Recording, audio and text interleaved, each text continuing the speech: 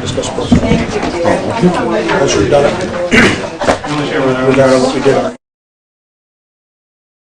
The other thing, I'm going to a working day, actually, we have a meeting scheduled.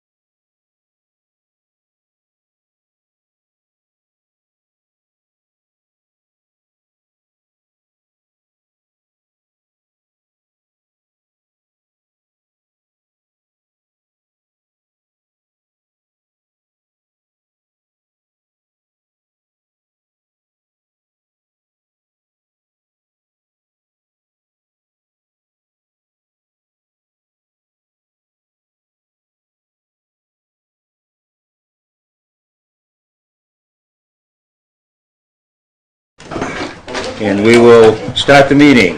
Would you all stand, call the meeting to order? Would you all stand for the Pledge of Allegiance? And Bert, would you lead us in this, please? Yes. I pledge allegiance to the flag of the United States of America and to the republic for which it stands, one nation, under God, indivisible, with liberty and justice for all.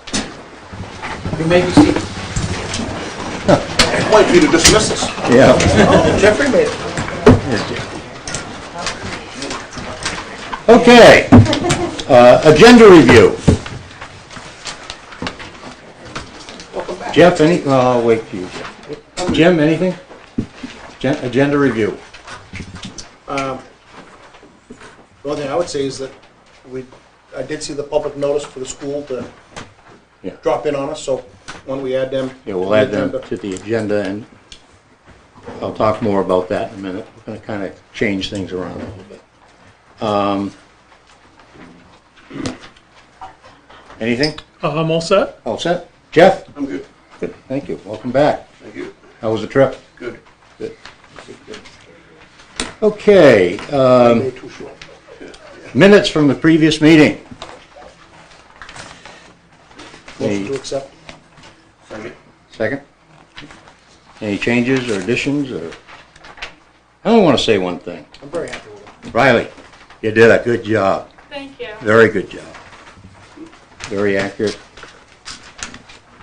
Okay. Next, the consent agenda. It's Vote on on the- those? What's that? Want to vote on those minutes? Oh, yeah. No, I wanted to hear this one. Let's vote on the minutes. Do I have a, You did, motion in a second? okay. All those in favor? Aye. Abstain. Thank you.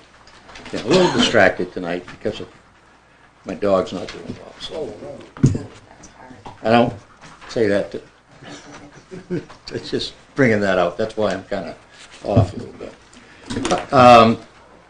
I'd like to start off the meeting by just, first of all, recognizing the fact that the school board is here, and we'll talk more about how we're going to get to you in this process.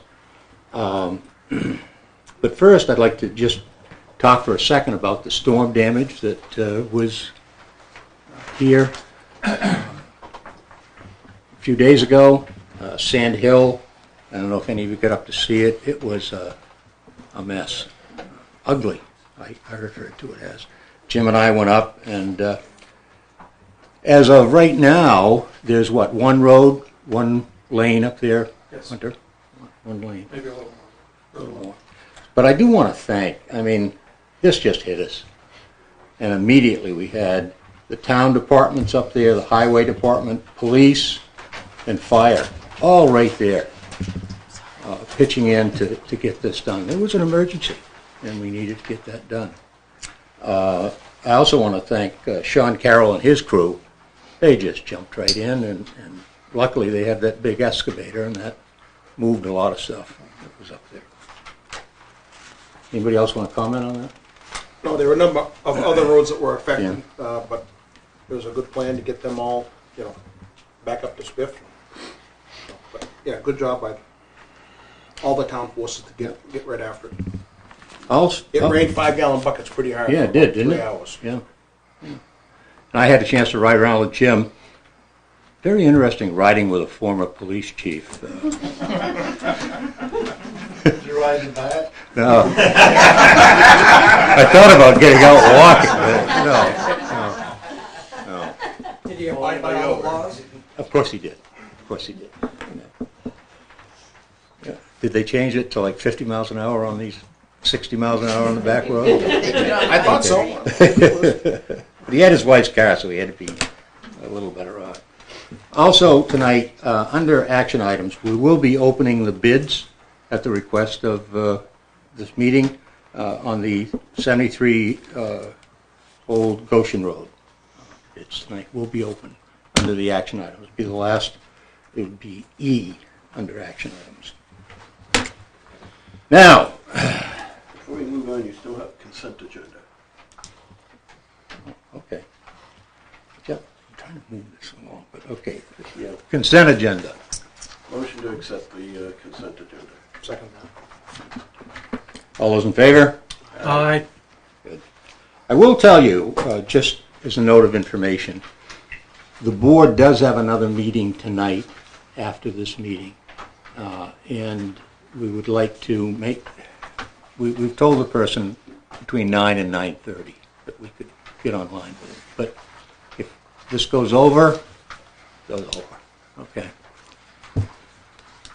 Second of all, I want to change the meeting order a little bit tonight to try to bring forth a discussion that is probably the primary reason that everybody's here tonight. And that is the school busing, the bus garage area, and see if we can begin to bring some peace to that whole process. Bring some healing to that whole process. Because that's had an effect on this town. It's also had an effect on this board, and I know the school board. It's had an effect on you. So, we need to solve this. Now, the board, this board, took the position that the vote, while not illegal, you did the right thing, you voted the way you needed to vote. The biggest issue for us was the enforceability of the lease itself, the conditions of the lease. That was our concern, major concern. We did have a lawyer look at it, and I'm trying to be upfront with people so you know where we were with this. And he had his position, and we adopted that position, the position being that it was not enforceable. Well, you can be legally right, and you can be wrong at the same time. And that's what, and I'm speaking as me, Barry Connell, pretty heavy taxpayer in this, not weight-wise, but I mean, okay, in this town. And we need to heal. We need to stop this constant disruption of your ability to work and our ability to work. Our ability to do things for this town. Their ability to do things for the town, but especially for kids. And you know that's where my heart is anyway, with that process. So I've done a lot of soul searching about this. Talked to a lot of people. And it is my opinion, and only my opinion at this point, that this board needs to reconsider its position. That we need to stop fighting about the bays. You've got to have a place to put them, put your buses.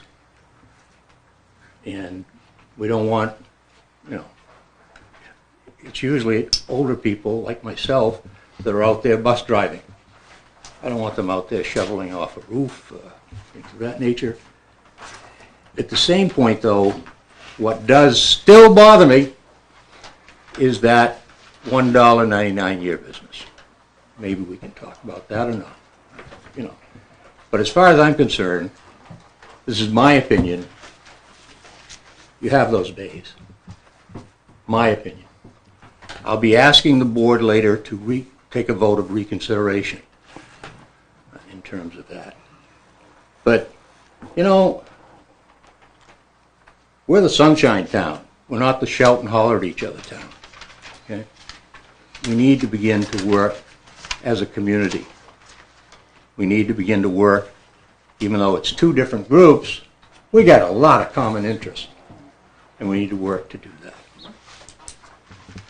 So that's my position. I wanted to get that out right off in the beginning so that people, before the whole thing starts, that people will understand my position. Jim is also asked to speak for a few minutes. Jim is our vice chair.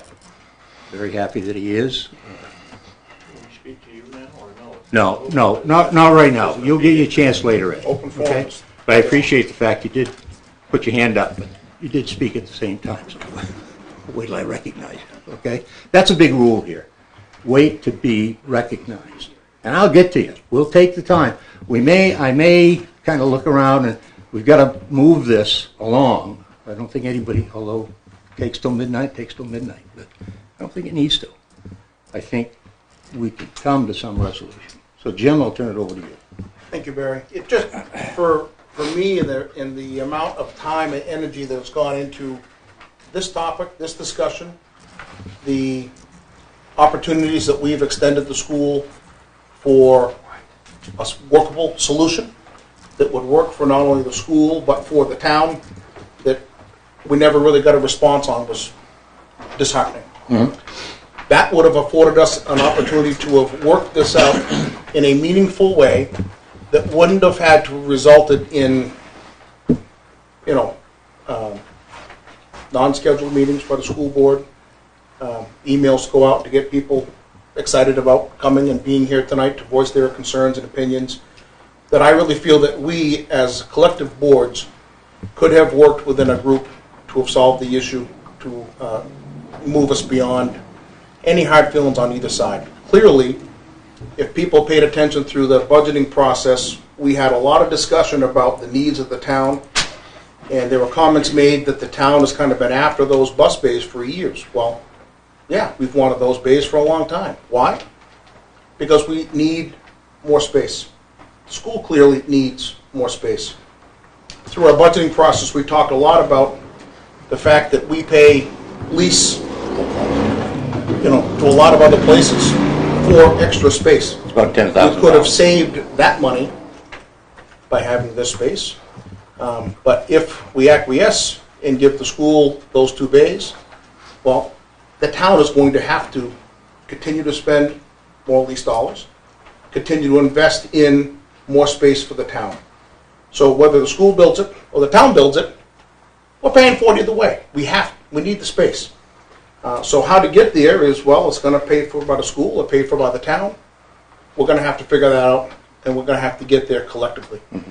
As a taxpayer, disappointed that we couldn't come to an offline, so to speak, mutual agreement that would have benefited both sides. But that being said, here we are. To think for a second that anybody on this board doesn't care about the town or the community or the taxpayers, being a large taxpayer myself, Barry, right?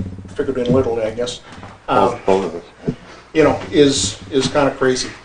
And to put the superintendent and the manager at odds, well, long after the superintendent's gone and long after the manager's gone, I'll guarantee that I'm still going to be here. And the rest of us are still going to be in this town also. A lot of the taxpayers are still going to be here too.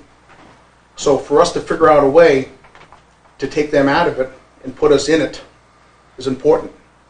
So to think and to be adversarial in this process is short-sighted at best. And we certainly do have the best of intentions to make sure that we do work this out in a correct and legal fashion. I took my oath, raised my right hand to uphold the laws, the state of New Hampshire, the Constitution, and to do something that our attorney tells us is not legal is challenging. To say that we're going to follow the wishes of the voters is correct. We'll do that.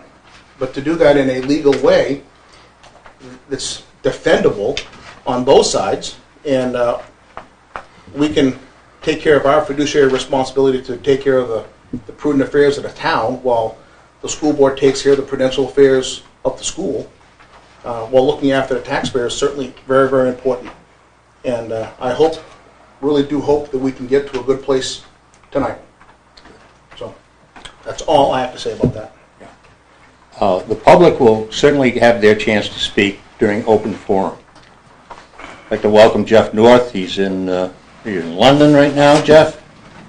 Austria. I had a hard time logging on. Is it too late for me to join the meeting? No. Just the fun's just beginning. Yeah.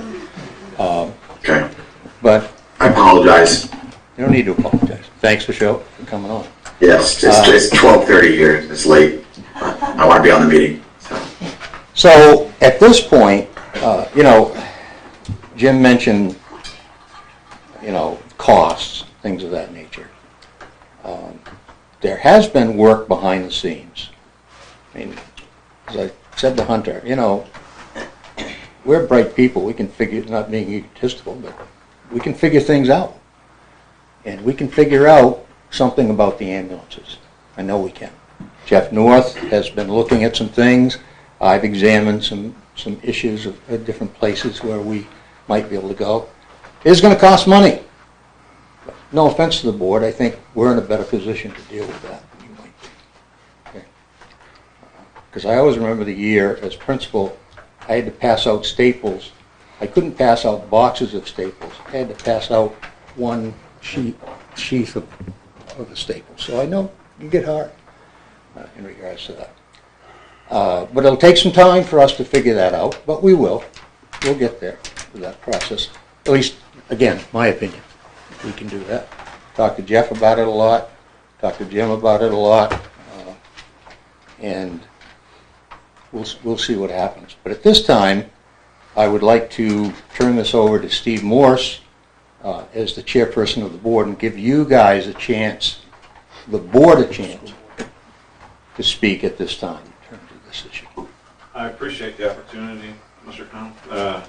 So I spent the greater portion of last 24 hours combing through all of the communications that I had access to, because I heard y'all have mentioned it on this board, and we have mentioned it, that there seems to be a lack of communication, is where the communication is breaking down, and that's where we're kind of at an impasse. And what I found was there's a date or two, and I have like 7 pages where I just kind of took emails that I had access to and just kind of laid it out. And there's a date to where we had a non-public. The town manager had written to the superintendent, and the superintendent that night at 10:50 in the evening, after our board meeting, had written back and said, we plan on paying everything. Yep. And I think from our perspective, at that point, it was kind of over with, because the decision was, hey, no leasehold. And at the time, on March 6th, Jenna Darling was the chair, and she had came here and she had said, and apologized, and thought we had made it clear and that there was obvious a communication breakdown. And from my perspective now, as the chairman, is that that's what got us here, was a breakdown in communication between the town manager and the superintendent, as well as us as 2 boards. Because I know that there had been an attempt to meet with Mr. Burrows back in November, with Mr. Beard, to talk about the condition, so that the boards could talk about it and see if we could, what resolutions we could come to. And that was the initial spark that had tried to get the 2 boards together. And so from my perspective, I am not looking to cost the town a great deal of money. Just as you had mentioned before, and as our coordinator has mentioned, our bus drivers are older. We don't have the skill set to get up on top of the buses during the summer, or in the snowstorms, and to clear that off. It's dangerous. We got to come up with a way, either purchase a system that scrapes that out. Like, there's more to it than just putting up a pole barn, because that doesn't, and from the board's perspective, that doesn't answer the primary concerns as someplace warm, someplace for personnel matters to be discussed in private. So if the coordinator has to discuss something with a bus driver, that they have a quiet place to talk confidentially. And then, as we had mentioned before, the issues that had occurred with the restrooms at a certain point in time, and I understand that's been taken care of.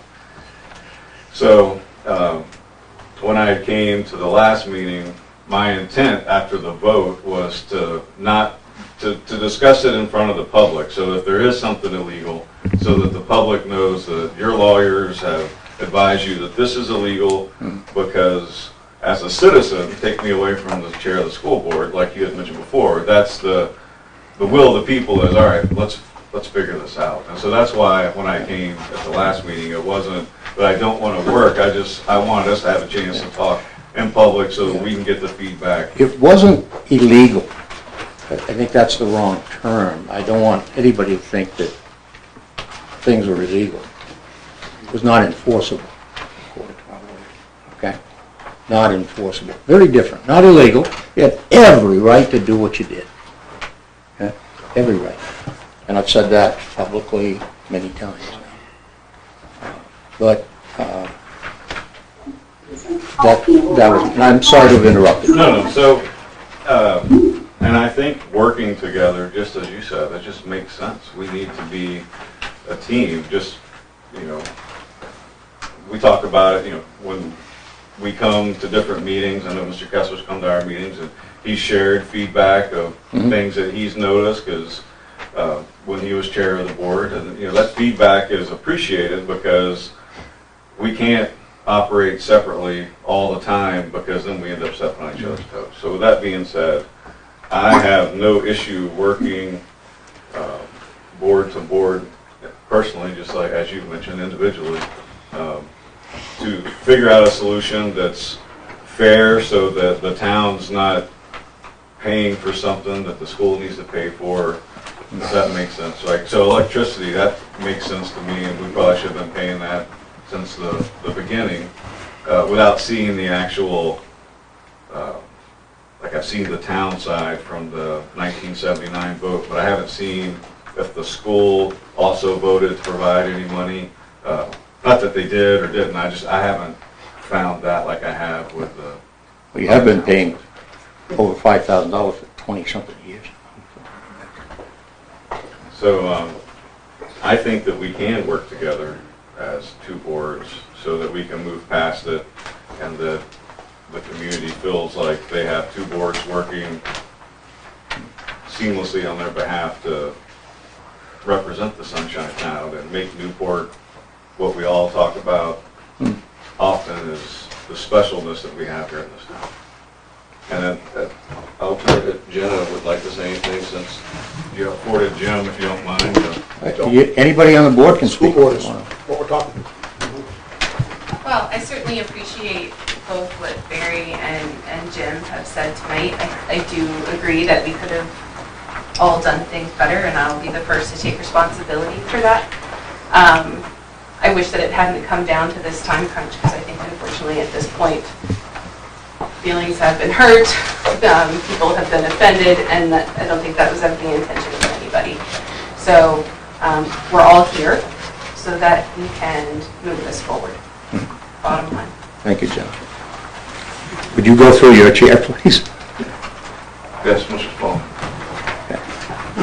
Just a matter of, you know, not that I was avoiding you, but this is your board So let's see, meeting. do I divorce myself from the school board at this point in order to speak as a citizen? That's an open forum later on. It's an open forum.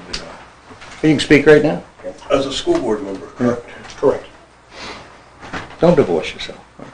We went to the Supreme Court over this separation with Henry Rovision years ago. I will speak as a citizen right now, and also as a board member. Mhm. The things that really began this was we were in a current year budget and had already approved the next year's budget. And then comes this untimely request. Where does the money come from? And you have budgets that you have to put together. What would you do if we put together and then put a request on you when your budget's all said and done, poured in concrete? Was that a question? It takes some thinking. If you are really community, you say, we can't do this now. We should have done this last year. Or we've got to do it here, make the proposal to the school, and that will happen 365 days from now. The absence of community thought at where the budget processes were is significant. That's one point, right from the beginning. The next is what happened out there at the bus garage. The toilets. The not plowing in front of the doors, which had been done before. Minor things. And we had a report given to us at a school board meeting, which Jeff was at, and we were given this list of inequities. So at that point, I say, we don't pay the rent, the $5,800. Which you have every right to We do do. leasehold improvements. And to anybody that owns, if somebody wants to do a leasehold improvement with your property, if they leave, it's yours. So, oh, it's great. Wayne, you want to put an air conditioning unit built in? Wayne, go ahead. At your expense? Go ahead, do it. You leave tomorrow, Wayne, it's mine. So if we had poured concrete in there with that $5,800 to make a place for our buses so somebody had a creeper, they'd get underneath them and work and do an inspection, it would have been to your benefit because the concrete would have still been in there. That's point two. Then comes the obstinates. That, in fact, you're the ruling party, meaning the Board of Selectmen, town manager, and have the reins in your hand, and we're on for a ride. It didn't happen that way. And so, that being said, now we're at a point where you're saying you have a lawyer telling you that in fact it was not enforceable. I want one copy. How much that? I've got my copy here. Keith, give me one copy of that, please.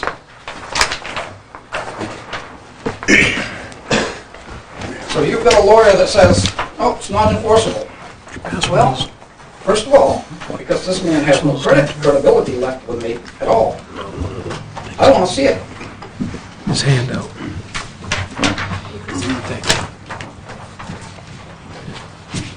Because I read this law. Now, I didn't even graduate high school. But the 40s, You've done pretty well, though. all of the statutes in the 40s are municipal regulation. And so, what you're looking at now, 40:11 small a town property. The selectmen shall have authority to manage all real property owned by the town and to regulate its use, comma. All of it, you regulate it.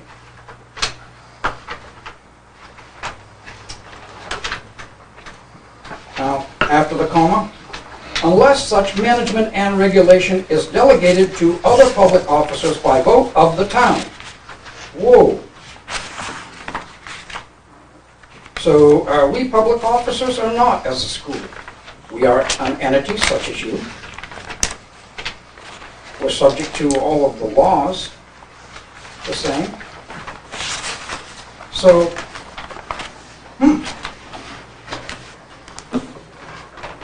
or is governed by other statutes, including but not limited to, and it lists a group of them, which are trees and other things that were not pertinent to this subject.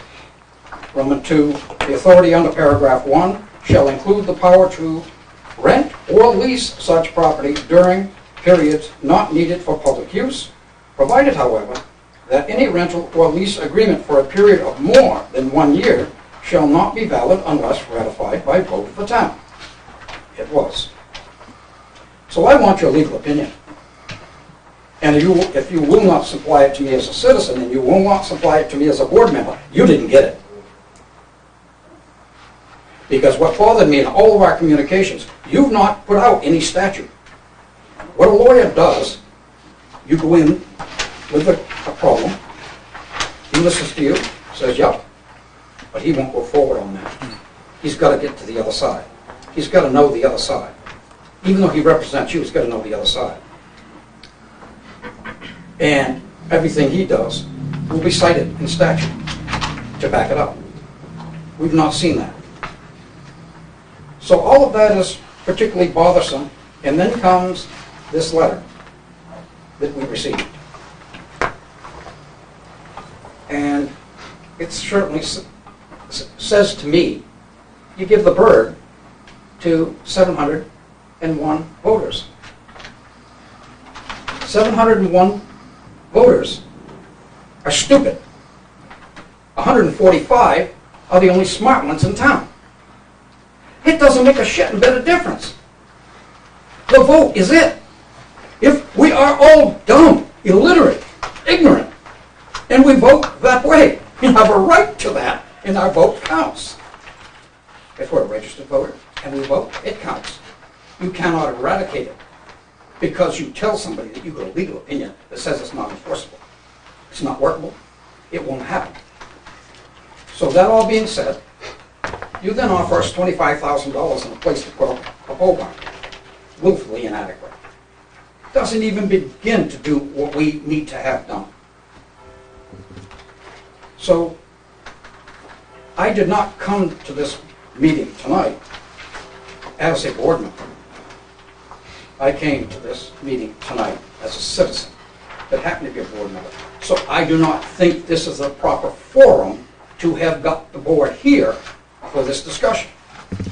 We invited you to a discussion of the boards. We received a letter from this man saying you couldn't come up with a quorum, and that somebody had suggested to him that we should do 2 and 2, come to some sort of consensus and then take it back to the boards.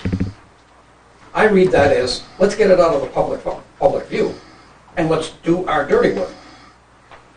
Now, it's right we do it here, but I would like to have known that that was actually going to be a target by us as a board member. So that all being said, from my point of view, the wrongs handled on the town side cannot be corrected easily. And I will believe nothing on the legal side that you espouse until I've seen a lawyer say and what points he might point out. Because we also went to a lawyer who does not agree. For a matter of fact, this article was drawn up by a lawyer.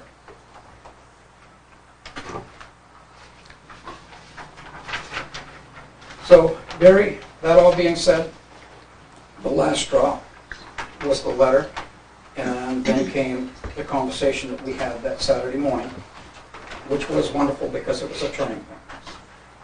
So, to me, the house is burned, but my neighbor has come over and said, Bert, you've lived here for a while. I'm taking it in that kind of depth, your conversation. Why did you call me?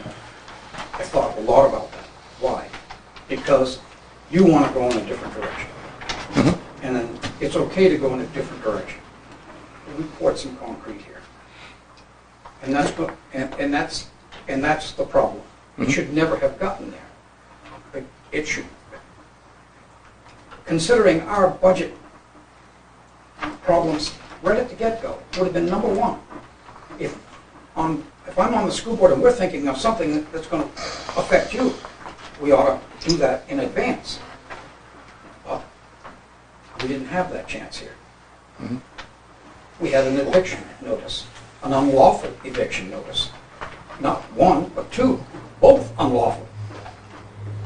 So I'm beginning to wonder if your attorney is really good or where your legal information is coming from. Those of us who have tenants are very cognizant of what you can and cannot do and what is done in an eviction and how it's done. So there's a big crevice between us right now, And from my point of view. from your point of view, not necessarily the whole board. I will not comment. Thank you. You They shouldn't. can Yeah, can I do agree. their own thing. Yeah, I agree. Well, I'll get to you. Well, it's still your part of the meeting. You want to recognize your superintendent? Thank you. What I would like to really see tonight is for us to just put the past in the past. Because you know what? My job is to educate kids, not to come to these meetings and beg and plead for something that should be without a doubt, right? We should not have our bus barn taken away from our students.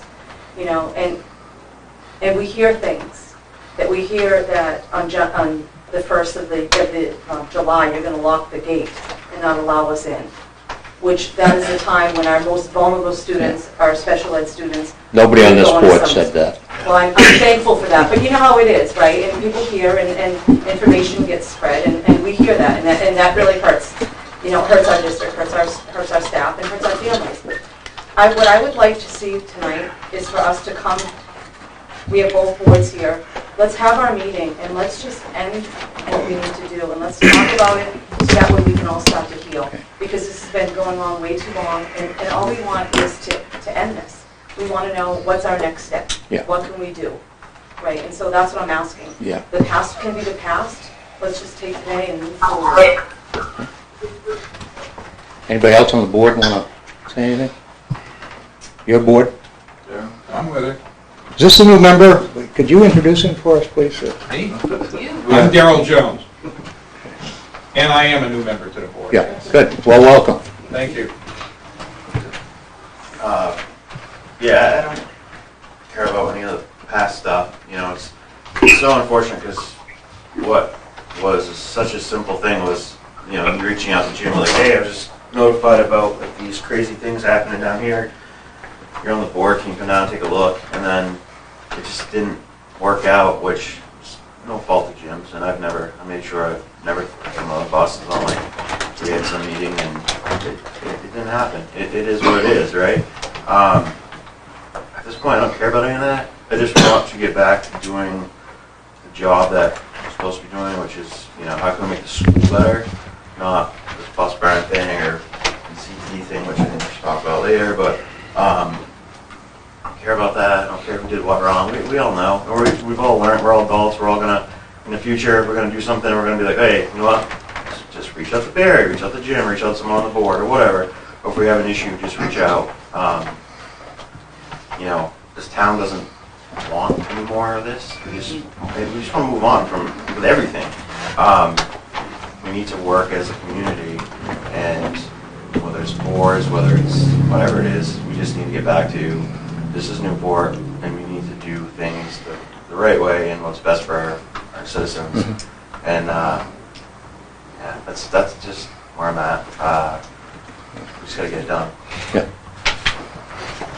Just to be up front with everybody, Tim and I met this morning at 8 o'clock and began talking about this. There's been a lot of discussion going on about this from the board level. Jeff North has done a lot of, I think, very important things in terms of examining how we can move in terms of dealing with the ambulance. I've done a few things. I know Jim's been out there looking around. Jeff's been driving back from California with his daughter, so I don't know what he's had time to do. But anyway, it's been a lot going on. It isn't just, had been, I'm not going to say you're wrong, we did take that point of view, our legal point of view. I'm putting that behind me, okay? I'm saying, how do we move forward with that process? I'm not here to argue regulations. I'm here to try to solve this issue. Okay. Anybody else on your board, Steve? Or any final comments? Okay. If I may, I'll speak to the ambulance issue. We put the ambulances out there. We looked at this years ago, back in the later mid-'80s. Mm-hmm.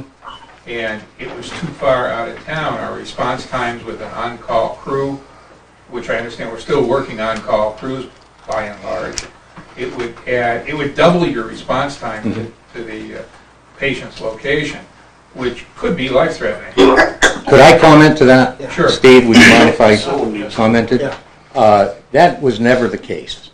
I don't know how that got out there. We have 2 ambulances that are over here at all times. I know that. Over there. They're the on-call. You enjoy this, don't you, Jeff? Correcting the new chair. But anyway, we have 2. Yeah. They're always going to be there. The third is the one we're talking about, and we needed a place to put it. What happens, and we've already talked, Hunter has made this suggestion, and we've talked to the chief, once that first unit goes out, we bring in another unit, that third unit, and they'll come back down here. So we're not cutting down on response time at all. I don't know how that got started, but it did. Because in any town, that's kind of things go around. And so that was never our intention. DMT will accept that answer. Yeah. Okay. Good. I was an old fireman. Yep. Yeah. When we didn't climb in any cab, we stood on the back in the middle of winter with our hands. Aren't you glad those days are gone? Yeah. Well, we're still. Yeah. Go ahead. Let's take it from a lay standpoint, right? Okay, you got 3 ambulances, and you're taking 2 bays, 80 feet long, for an ambulance. Can you see that? It looks facial wrong. Can I just make another point? In that it's part of the discussion. We've already hit that as a board. What we didn't do, we don't put things out in the public maybe the way we should. Okay? Part of what we were looking at was, okay, let's talk with the school board. They take 1 bay, we take 1 bay. Because that's what we need. Actually, we could use both bays. We can fill them with equipment, okay? But is that better than filling it with buses for kids? My comment at that point is no. It's not. Okay? So, you know, that was our stance. The letter was our stance at the time. I did not realize it. I signed it. I'm going to tell you right now, I signed it. Okay? I didn't realize it wasn't going out on town letterhead, or I didn't write it. The lawyer wrote it. I wish that the lawyer had signed it. Hunter was willing to sign it. I said, I'll sign it. So blame that on me if you want to. Okay. But at this particular point, we need to solve this situation. And I appreciate what has been said by the board. I don't want to get into the weeds in this whole thing. I want to keep it so that by the time we are at some point very near, you're not going to be kicked out. I'll tell you, I'll fight that like hell. You're not going to be kicked out at the end of this month. Okay? I'll fight that. I know other people will fight it. But we need to come to some resolution about the whole aspects. Whether it's $1.99 years, you still got to sign a lease, which we haven't ever had, by the way. Okay? We need to sign a lease. So we're going to have to work together on that regardless. Jeff? Couple comments. It was mentioned we needed 2 bays for just one ambulance. Jim mentioned the need to consolidate a lot of equipment. That's another I just said that, yeah. spaces. So the other equipment going in there, and probably we could use more than 2 bays for consolidating equipment. Another thing that, you know, we're trying to do, we initially had that meeting between 2 selectmen, 2 school board members, town manager, and the superintendent. We put forward a proposal, pole barn, to cover the buses so snow wouldn't fall on them, because that, at that time, was the big concern from the school district, to keep snow off the buses. We also, you know, offered up $25,000 toward an estimated $100,000 cost of the pole barn. You know, we basically knew back then in mid-April or so that there was contractors who could build it and have it up before snow fell. We also offered them the use, the school board and the bus people, and their mechanic, the use of the town's mechanic bay to work on their buses, because I've been hearing people say we're going to make their mechanic work in the dirt outside under a pole barn. And that's a position, I think, that's been promoted, I'd say, from the school side. Because our opening, just let me finish. Our opening position included use of the mechanic bay for working on school buses. There was never any interest. That's history, not now. Not now. For a matter of fact, the mechanic... I didn't finish. Yeah. We let you finish. Yeah, I mean, first I'm back on because it's not true. I'm saying that was our position, that was what was presented. Whether it was brought back to the rest of the school board, that we don't have any control of. And that was our opening position. I think it was also mentioned that in talking to the school board members, it was specified, this is our starting position, let's negotiate. I think in that letter that Barry signed and sent out. Signed, I didn't write. For us, you know, we said, you know, we'd be willing to look at 1 bay for our need, you have 1 bay. You know, so we put out 2 positions and have not had any response back. So we're sort of like negotiating with no, but let me also say, in moving forward, you know, we need to start looking forward and not go over the history. I mean, it's, you know, it's where we've been, you know, which, you know, others have done it, so I'm going to... Okay. But can I ever ask for a point of order, please? Point of order? Yet I would never refuse you. Go right We're sitting ahead. here listening to 2 boards debate over a real serious issue about our voting rights. Yep. And we're not ever being allowed to... You are going to be allowed to comment under But the you say open that, forum. but it's going to be at the end of the evening. I Correct. believe this needs to grow into that we can make comments. No, we're going to leave it just the way it is. The opinions that you're making, because it sounds like you guys are cutting deals between each other. That's what your plan is. And we want a chance to say... You will have a chance, Well, okay? please Believe me, we're not trying we to don't cut want any deals. excuses. It's Appreciate your comments. Thank you. Okay, I'm not I'm speaking as, My hand up. I just say one thing and then I'll recognize you. I'm not interested in going over history.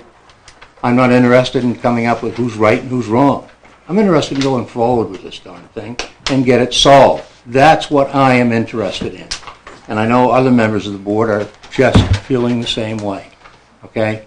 Now, so I really don't want to go back and get into the weeds of this thing.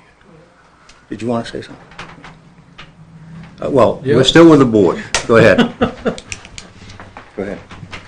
Okay, don't want to get back into the weeds. Well, you know, if in fact you had a thought about getting into the weeds in the first place, you would not have been up your ass in alligators. Yeah, not helpful.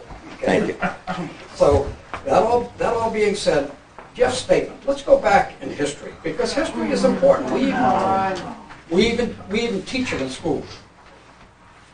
So, we had a mechanic, the town did, that was shared with the school. We paid for the hours that were spent in parts on school vehicles in your bay. In the latter years, that was taken away. The mechanic at one point said, bring your bus in regardless. Who made the prohibition that we could not be there in the first place? It wasn't the board, I don't think. But still, if you don't want to talk about the weeds, you don't know the internal feeling of someone who knows the history. Steve is relatively new. We had the bays, we had access to a mechanic, and got our stuff repaired. Now, we have to go and pay S.G. Reed. Now think about this for a minute. S.G. Reed runs a business. He has to pay property taxes and pay his employees, etc., and a profit. So we pay a much higher rate.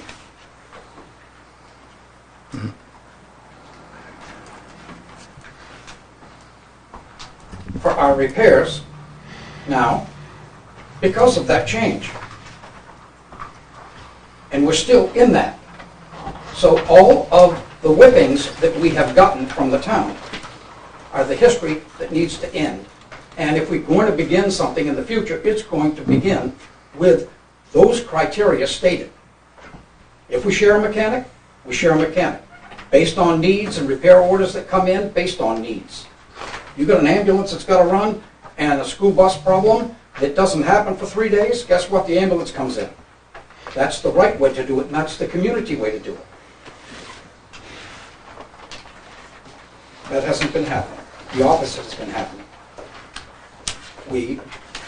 I will not accept it, whether I'm on this board or not, sitting in this chair. I will not accept that abuse. The bully in town pushing and doing things inappropriate and not timely. Not even thinking about our budgeting problems.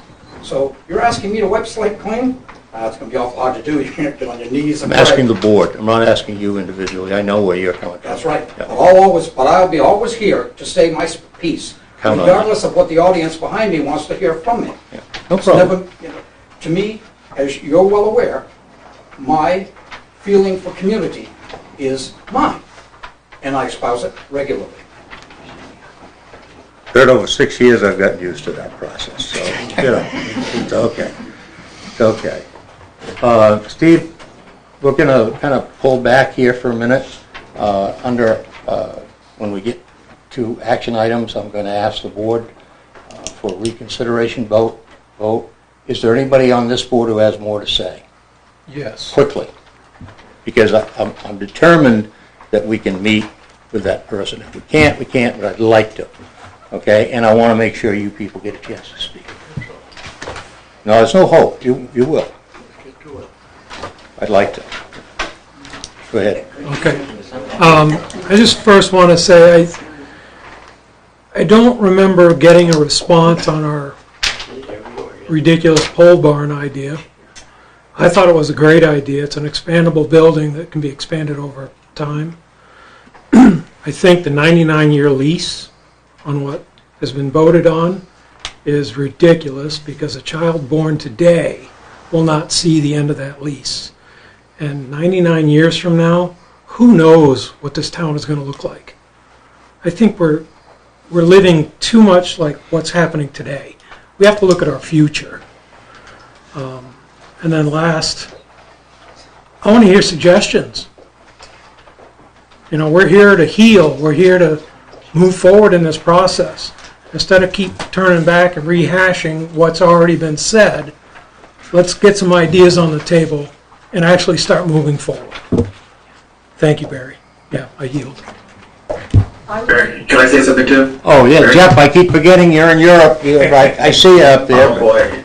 I'd be drinking water that was you were drinking, yeah. But anyways, I just like to say that I know from speaking to some board members individually and community members that I think this can move forward, and I think it move forward is going to be quite possibly put us right to where we were previously. It's just kind of getting to the table, and I think we'll have definite possibility for where the ambulance can go. I don't think we should need to be hindered by that problem of it, and to dwell where we are currently dwelling this meeting is just spinning the same wheel over and over again, and we just need to get to a consensus on moving forward and separating out, the ambulance from the buses, and I just don't think it's that hard to get there, and I think we can get there, but continually arguing, especially, the way we are right now, is just going to just continually spin. But Barry, I don't think, from what I heard from you earlier, I don't think we're that far away from something happening here.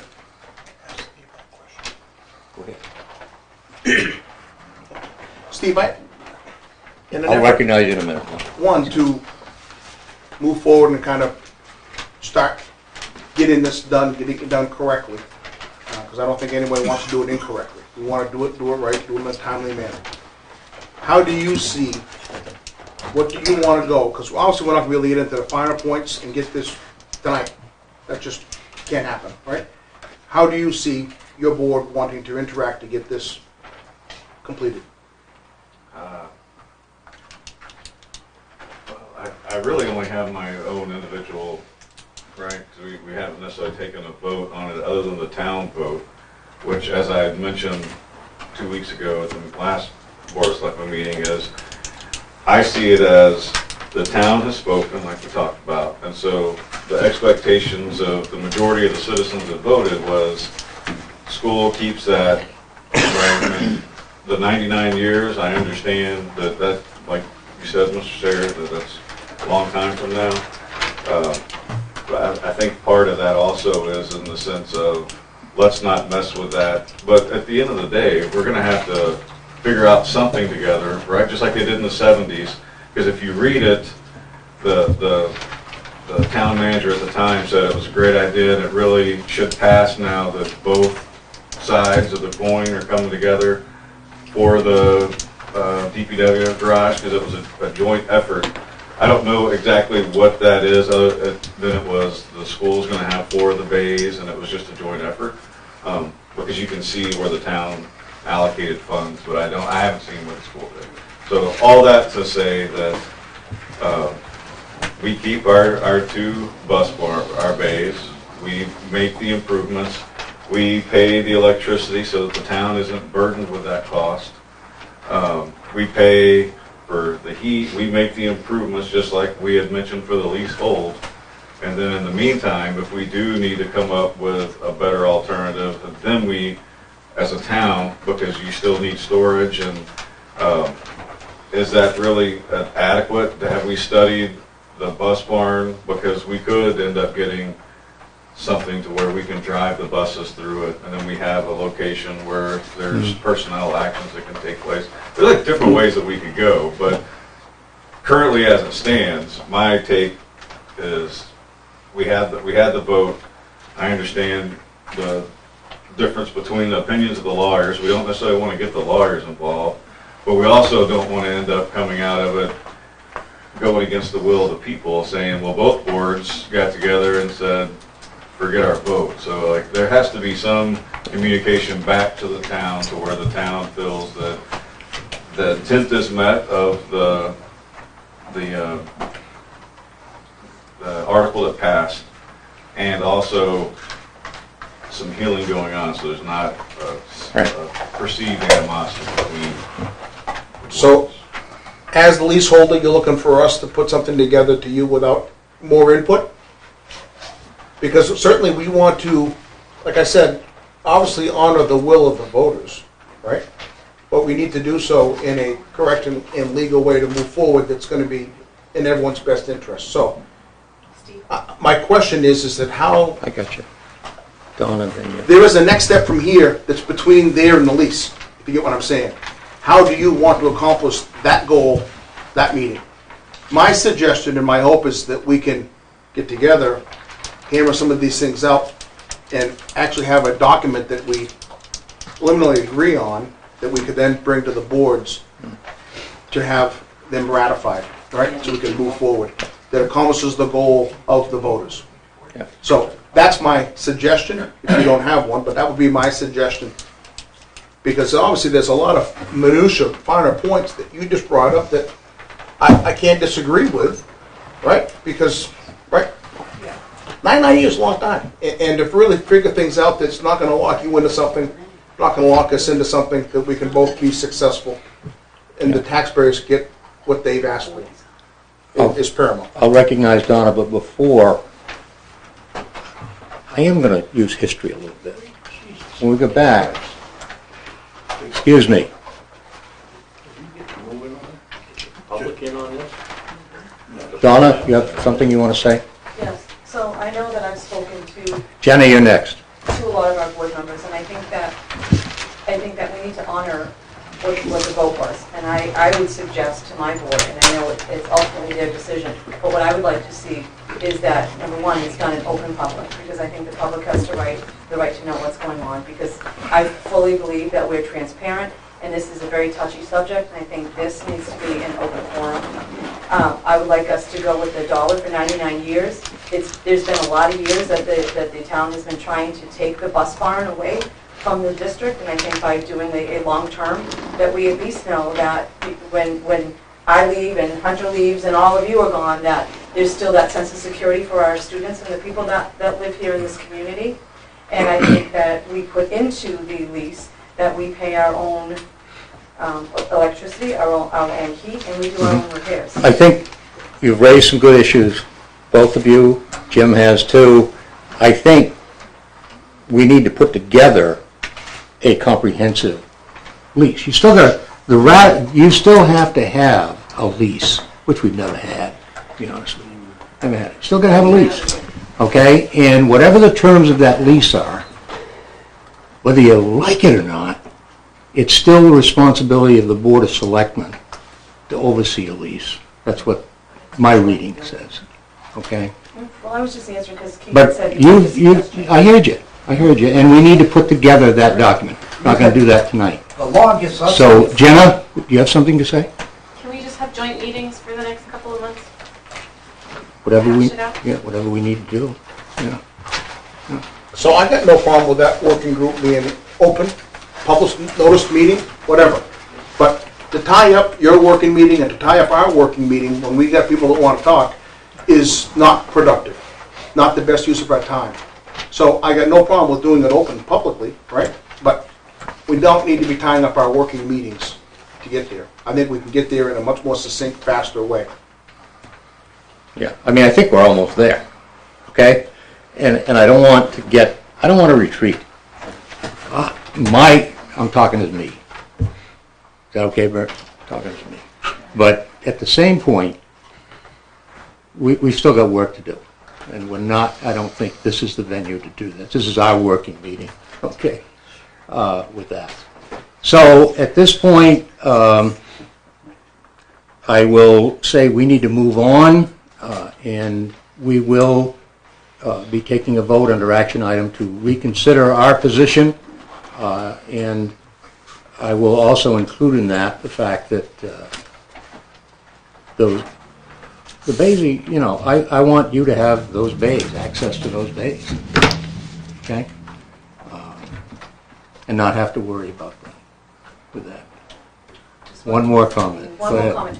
Can if possible, can your vote tonight if you vote, have something in there that says, if you're saying that we can keep it, that will allow us to start some of our repairs, because we have people that are working in not very good conditions, and we really need to change those conditions. Well, I'm a little bit skeptical with that, Donna, to be right up front with you. I'd like to have a lease signed.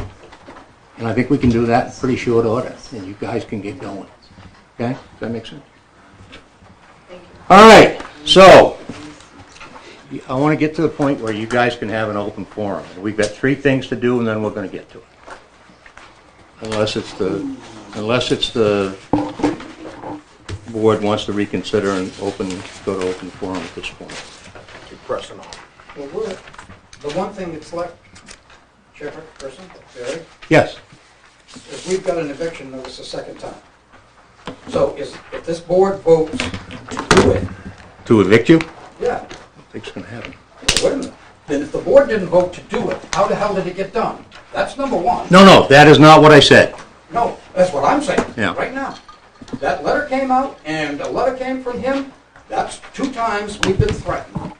If the board doesn't agree with that, then the board right now should vote, period, that we will be there after June 30. I said we would do it under an action item, and we will. Okay? But I want to get to that very quickly. I know Ed obviously has a lot to say, and other people have things to say. I want to get to that in a timely fashion. Okay, review and approval of employment agreement with Aaron Waterman. This is a policeman who has been hired and going through training at this point, right? Eric, you have an information item. Yeah. I'm glad you're here, Jeff.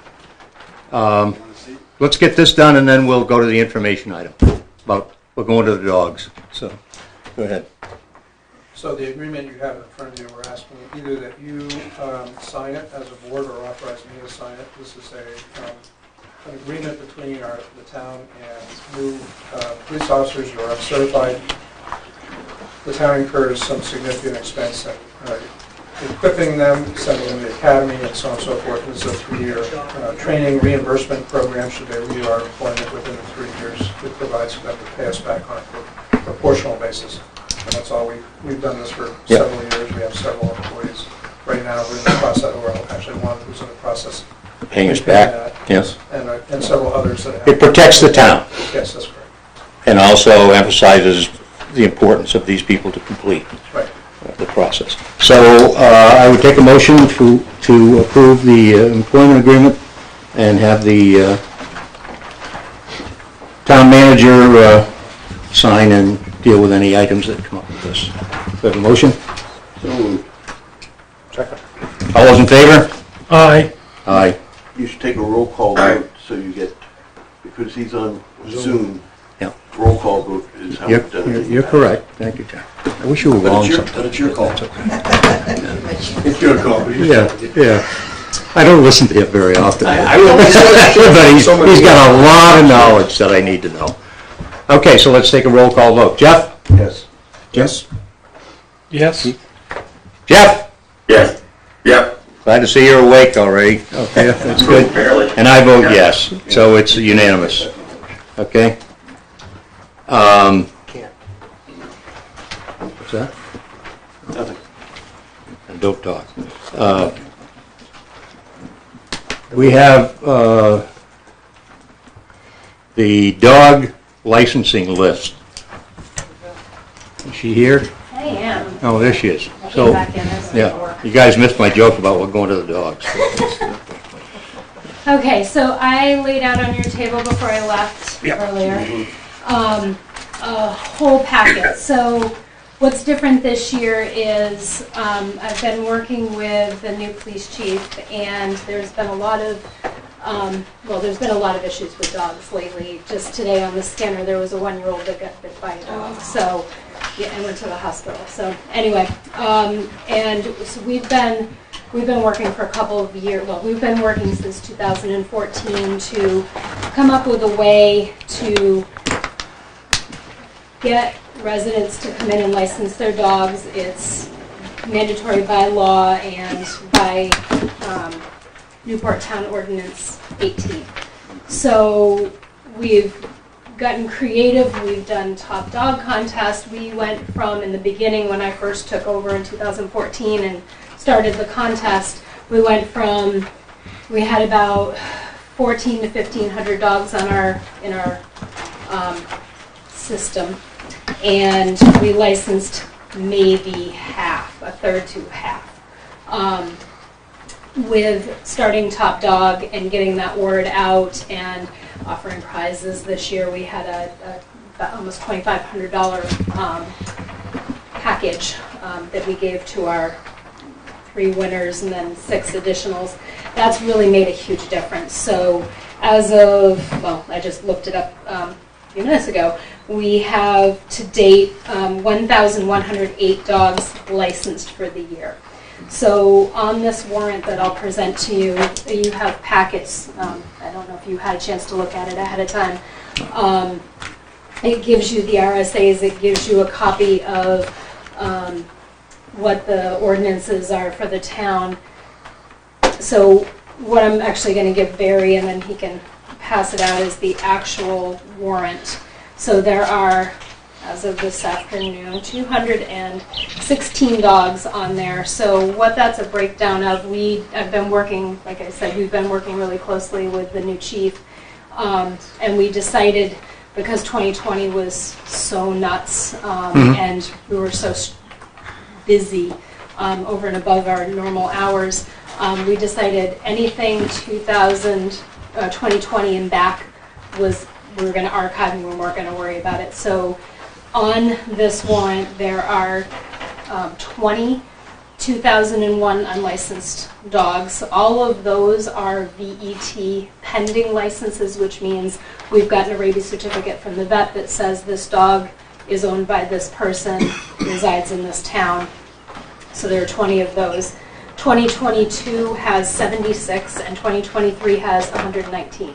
So compared to years past when there's been hundreds, we're doing good. We're getting there. So what this warrant is, and you all have copies of it so you can take a look at it. That's the official one. So what the... Are you asking us to sign it? So, yes. So what the plan is this year is I have letters ready to go in the mail tomorrow morning. All 216 residents, dog owners that are on that list are going to get a letter, and it's basically stating you have until July 15th to come into the town clerk's office, license your dog. As of 15th is on the Saturday, so as of that Monday, civil forfeitures will take place. So that's a $25 fine, and the police department will be going out and giving warrants at the doors. It is my understanding that the intent, even though it says in the law that they may seize dogs, the intent is that is not going to happen. We don't want a whole ton of dogs. They're looking to get people to license their dogs. So if you don't do it by the 15th, you will at some point thereafter get a officer at your door with a letter to appear in court. I believe you'll have another 15 days beyond that to come in and take care of it. Otherwise, that's what the deal is. So that warrant, go ahead and sign if you will, and that can either go to the town manager to go to the police department, they know it's coming, or it can come back to me and I can give that to them tomorrow. So you're not asking for a vote, you're just asking us to sign the warrant. Correct. So what that is that's a warrant for the police department to act on all dogs that are not licensed within the town as of July 15th. So by law, the 21st is the deadline for me to give you the list, you as the board, and for you to act on that warrant. Yeah. So. Good. Okay. I looked up, make sure my name wasn't on that. So. Go ahead. Yeah, can I ask you how many of dogs are in town? How many are unregistered? How many are registered? Just to get an idea of. So 1,108 currently are licensed. 216 currently are not. Can you open that? So, okay, so about 20%. 1,500 dogs. Okay. 2 things. One, we have to vote on this. 2, So if the intention is not to seize dogs, why are we following RSA 466-14 instead of just the town ordinance, which doesn't include the seizing of dogs and gets us to the same point? I won't vote for seizing of dogs or picking and choosing what part of the law we follow or don't follow. Either we follow our ordinance, chapter 18, which covers the citation and collecting the fees and things of that sort, but doesn't pick and choose what aspect of RSA 466-14 that we want to enforce and choose not to enforce. Okay. But if we choose to enforce 100% of our ordinance, it doesn't include that part. So we have historically always enforced chapter 18 of our town ordinance. So all I can say is this is the warrant that is authorized to be given. So if you would like amendments to that, I can. I'd like to see us reconsider that in the next meeting. I think, Jim, you bring up a good point. So at this point, I'd like to put that on the agenda for next meeting and talk about, to me, it makes sense. We don't want to create a dog pound. We don't want to have all kinds of dogs that we've got to pay things for.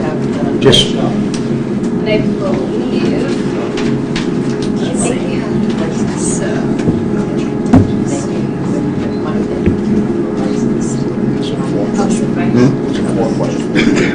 There's a floor question. So anyways, there is, well, I don't have it off. okay, so we'll take this up next meeting, and we can talk about that chapter 18 a little more, so you're both, we're all more prepared for that. There was a question in the audience about this. So, audio, video, somebody viewing who has questions, and it's Jack. Jack, what's it? Where is he? I just had a quick question. If any of the dogs on that list had been checked to see if they passed? So we've done the best that we could to date, just this year since January, we've sent out, well, about 32 emails to those residents who have email addresses. We send them monthly starting in January. We send them weekly starting in March. We send them bi-weekly in April, May, June with notices on them. We also send out reminders in March to your mail that says, and it says in everything, please let us know if your dogs are deceased. So that's the best way that we can find out is owners need to call us. The only thing that veterinarians are allowed to give us is the rabies vaccination information. Anything beyond that, veterinarians are not allowed to share that with the clerks, which would really make that a lot easier. Rick, you had a question? Thank you. You're welcome. I have a statement and a question. I am on that list. I am a conscientious objector. Now, we got Puddles. You got what? We've got Puddles. That's her name. And we've spent $800 recently to keep her alive. Trying to do the same with my dog. Right? She doesn't bother anybody. We've never had any dog problems with any of the dogs we've ever had over all of these years, and I've been here since 1976. Okay? So I say to myself, okay, we take care of our animals, all of them, and we pay that $800 fee. And we take care of our dogs. And we are the only ones that get listed to her, to you, to enforce all of those who don't take care of their dogs. You don't know them. And there's a lot of them out there. So it is a poorly done statute, one that I will not surrender to, period. It is ludicrous, it is wrong, and go to my records. Vaccinations is the only thing that they can give out, and they gave out to their, so my dog is vaccinated. I've done what the law requires, except for paying a penalty, because I won't come and get a dog license for a dog that never goes out loose, period. So, that being said, we'll have to find a fight. To the members of the town, that was Bert Spalding's opinion. I would encourage you not, to necessarily follow that, but he has a right to say it.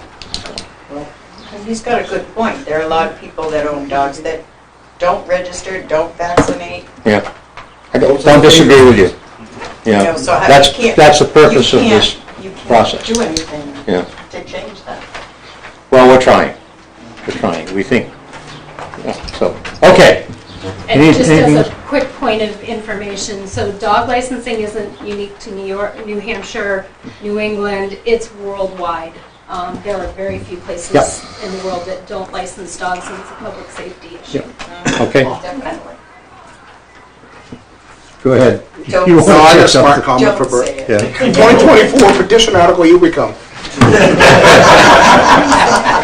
All right. Thank you. Thank you very much. Heritage Commission appointment, Andrea Thorpe, regular member for 3 is. I'll entertain a motion. Recommend we appoint Andrea Thorpe to the Heritage Commission for a 3-year term to expire June of 2026. Second. All those in favor? Oh, no, we need to take a roll call vote. Jeff? Yes. Jim? Yes. Yes. Jeff? Yes. Did you know what you were saying yes to?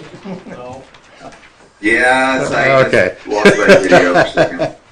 All right, thank you. And I vote yes, so it does pass unanimously.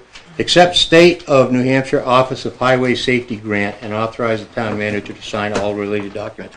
Can you briefly tell us about that? Yes, this is an equipment grant offered through the state to the town for the purchase of highway safety equipment, in this case, 2 of the speed monitoring radar signs that we have, and a number of other smaller items. They require either you to authorize me to sign on your behalf or if you to sign. So I would take a motion to accept this highway safety grant and authorize the town manager to sign all related documents. Second that. No, you make the You motion. make the motion. Right. So moved. So moved. Second. Oh, Keith, good. Thanks for letting me in. Yeah. Question for you on that. Yes. Are we seeing the first one of those out on Suntree Street across from the cemetery? Is that? Yes, that's one of the pieces. No, if you don't sign that, I'm gonna take it. Yeah, My understanding is What's that that? those are up and operating. I saw both of them today. Good. And they do record data for further analysis. Where's the second one? Yeah, they are intended to be mobile, so they might not start out. They might not end up where they start out, so I don't know. Good, good street to put it on. Yeah. Okay. We voted, didn't we? We did. Guys, I'm 74. I forget things every once in a while. So see, it's good that you have your reminders. No, it isn't. Okay, approval of USDA loan resolution and authorize town manager to sign all related documents. Hunter, could you talk a little bit about that? Yes, Mr. Brown is in the hallway, I think, waiting to come in. He's going to give you an overview. This is a similar kind of request that for you to authorize. Yep. Or sign. Thank you. Paul? Paul? This loan is from the USDA. It's part of the $23 million that was approved at town meeting. This comes with a $6.5 million grant also. It will be a 30-year loan. The interest rate will lock in at 1.5%. And we need your authorization to move forward. We'll be sending that off to bond council. They'll need to approve everything, and then it'll go back to USDA. So, and this is for wastewater treatment? Wastewater treatment. Yeah, we didn't say that. Okay, wastewater treatment, and so it's a loan and a grant? This is the loan portion. Yeah. You actually approved the grant. Yes, we did. It worked last week. Or Yep. Yep. Beginning to not forget. So I need a motion to move on approval? I'll make the motion that we approve the USDA loan resolution and authorize the town manager to sign all related documents for the grant of $9,999,000. Lost lost the number. I did too. That was it. Sorry. That's right. Thank you, Paul. Okay. Okay. Do I hear a second? Second. Did I understand that that was for a 30-year bond? Yes. Okay, just want to make sure. Okay. Thank you, Jeff. Your second, Keith? My second. Seconded it. Jeff? Yes. Yes. Yes. Jeff North? Jeff North? Yes. Oh, okay, thank you. And I vote yes, so the approval passes. Okay? I'm going to put off at this particular point the opening of the bids. We'll do that after the open forum, and we'll move at this particular point to the open forum. This is a chance for anybody in the public who has items that they want to bring up. Be more than willing to entertain that. Ed, I know you've been ready to talk, so I go didn't ahead. forget what I was going to say. I know you wanted to keep me long enough, so I would. That was part of my plan, Ed, thank you. I heard your arguments and the two of you and both boards considering what we're going to do, and we're going to try to make this right, and we're going to do all that sort of thing. A lot of those things have already been brought up. You've had these debates, and both of you have some valid points. Some of them are up and down. That's something you need to deal with down the road. As far as what transpired, though, you're talking about an illegal bid. It's you say that you can't manage properties, and it's true. You said the town can't receive anything on a donation, in which they get nothing in return, and that's valid by as an RSA. Numbers don't mean anything to people, but that's true. But that's not the case. You got Right. all as stupid as you may think it sound over there, but illegally that was in the warrant article. Okay. And incidentally, there's some verbiage that you can move monies down the road within a 5-year period. So look into that if you're talking about you're not satisfied with that. So it isn't binding for the rest of your life. And I won't get into that tonight. I didn't come here to listen to the debates between you two because you've had these debates. And yes, you definitely should get together, not just for that, for a lot of things. Because you've been at odds with each other for whatever doggone reason we don't know the public. Because that's all we hear is your bickering and everything. It's dead wrong because it's my money. And it's these people's money. The reality is, if you felt there was an article, it's perfectly outlined in the procedures of SB 28. If the substance of the article is questionable, the select board can't fix it. They could decide to remove it, but that's not advisable because it's the will of the people and those that write the warrant. So they should sit down and says that they can take it apart, and they can at that time go after legal counsel to see if it's legal. Well, we sat here one night and went over every topic, every article, and that was in there. That was never brought up. You never said in one way you were concerned about the legality of it. We then went to the deliberation meeting. Same thing. Only there was one amendment brought up, and that whole dollar figure was discussed, and the people said no. They voted the article down, and they went with this. And so the vote is you can. I agree with the Bob. There's no way you can say that's illegal, and you can't say it's not manageable and it's not enforceable because you people deal with properties all the time, and some of them are pretty shifty over the years. We won't get into that tonight, but they've done quite well with it.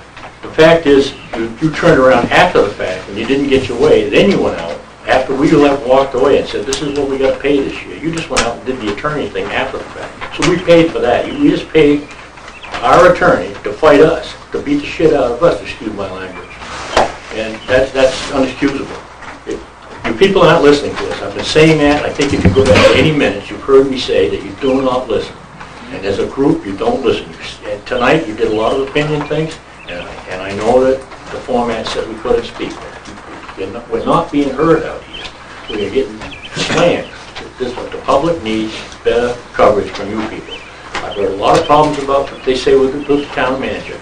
Town manager, I don't want to hear all that stuff. I want to listen to that. You're the guys that hire and fire, but you got problems with it. It's up to you to deal with that, not us sitting here screaming at it. But you're the people that maybe if you put out something that you could have turned down a vote from us and tell us that it was invalid, regardless. Now that you're sorry, and you don't have the right, by the way. Neither board at this point, in my opinion, in our opinion, because we voted in, has a right to renegotiate any dollar figure at this point. It's a done deal, and I don't want board saying, well, let's see, let's cut. I understand why you're trying to do it, for harmony. But we spoke, we said no. Like we spoke 3 years ago, 5 years ago on the community center, 3 times and said no. You listened to that, all right. And then at that time, you felt you're going to find your way to do it, and you went after money, and then you didn't have quite enough money for the ambulances, so you said, I don't know, we'll put them down at the bus garage. But you won't fess to that. That's not what the argument is. The argument is we spoke. And it's just so frustrating that if we can't trust you to honor our vote, you should put your keys to the door right on that desk tonight and put in your resignation, because it's not fair to us. We came out in force, whatever that number was. We felt we did the right thing. If people walked away, there was what's that thing about reconsider? You're talking about you reconsidering. There was a vote not to reconsider that night, so you can't reconsider the vote. It's valid, it's good for as far as I'm concerned, forever, unless you can come up with that 5-year period to negotiate dollars. And the day you don't do it, you don't belong up there representing us, because you're not hearing us. You never brought this legality up. You never went through the proper procedure to say, let's consult with an attorney first. You just chose to make arguments, which they're all, I won't get into that. They're all valid, but it was the wrong procedure. So I'm telling you, we voted, and we want to keep it that way. I'm sorry. That's what I like to say. Believe me, Ed, I was going to come here tonight and resign. Honestly. You did it once. Yeah. You want to come here, take this chair, you're welcome to. Don't listen to the will of the people. I listen to the will. Don't tell me I don't. I listen to the will of the people. And I'm tired of you saying that. You say it every meeting. Sorry I have to keep saying it then. Well, I'm going to listen to it. I'm telling you, I listen. Well, I don't mean just your opinion, you're a board. No one one board has the right to act upon himself, and that's also a mistake. Okay. And you know that. It has to be a group decision. So. I don't like fighting with you, Ed, because I like you. I don't either. You're all patriots. You guys are willing to serve. I respect that. I totally do. But you've got to respect us too. Yeah, I'm sorry. Anybody else? Kathy? I'm going to be changing the subject quickly for a moment. This is open forum. What's been really worrisome for me is the biggest project next to the wastewater sewer plant, and I say town, I say school, is the VOTEC, and I heard we've run to the snack. And I want to humbly ask, because it kind of falls to the town, because you have the grant, and I've been following that we make this the #1 priority. I've had some experience with a very small project on Main Street with federal and state grants, and I know how costly they can be. And how do we get creative about giving the school their building permit? I mean, I'm not involved, so I may not be saying the correct things, but I heard information that Manchester had a problem like this. Yes, they did. And they found a workaround. We need to find a workaround. I listened to the school meeting, and I'm only repeating what I hear, but I want to bring this as a citizen, and I want to say this has to be the #1 priority. We have to get that building permit. I don't want any delays. I don't want any risk of funds. And I know everyone has been trying, but unfortunately, our workaround didn't work. So everyone. We got to find another one. And it has to go way to the top. Way to the top. Yeah, it's got to be done fairly soon. Yeah, I want to hear. Really soon. I want to hear that Ed can relax and he has a building permit in hand as soon as he needs it. Well, there have been things holding it up. State being a major mover in this thing in terms of parking, things of that nature. Am I right, Hunter? Yeah. And but we need to move, and we need to work. Again, this is another point. We need to work together with that. I mean, I know Ed's got some things he needs to get done. We need to get those done, and then we can talk about any workarounds we can do. Yes? We're waiting for the town. We can't do anything It falls until the town all permits. falls on the town, it's not them. Building. Would you please wait to be recognized? Thank you. Everything falls on the town. We can't even have a conversation with the... Then the town will do what we need to do. Thank you. Okay? No, We'll do what we need to do. I appreciate that. Because it's got to get done. As most of you know here, you don't, but I was principal up here. Always thought, still do think, that's the shining part of our school system. And we need to make sure it continues. You know, at one point they were talking about closing it. I was going 8 about that. Keep it going. And we need to get that done. I agree, Kathy. we'll get something done. Yes, ma'am. So I guess just to start off by saying, as a large taxpayer in this town, I'd like to express my opinion. Go right ahead. I actually don't come down on this sort of on either side. I believe in outsourcing things. I believe in outsourcing maintenance, possibly putting up another garage. But I think, unfortunately, I watch every single meeting, school board and this board. The lack of transparency and the constant, like, ulterior motive behind most moves has created that you do have us here now. It's not being riled up on Facebook. I watch every single meeting.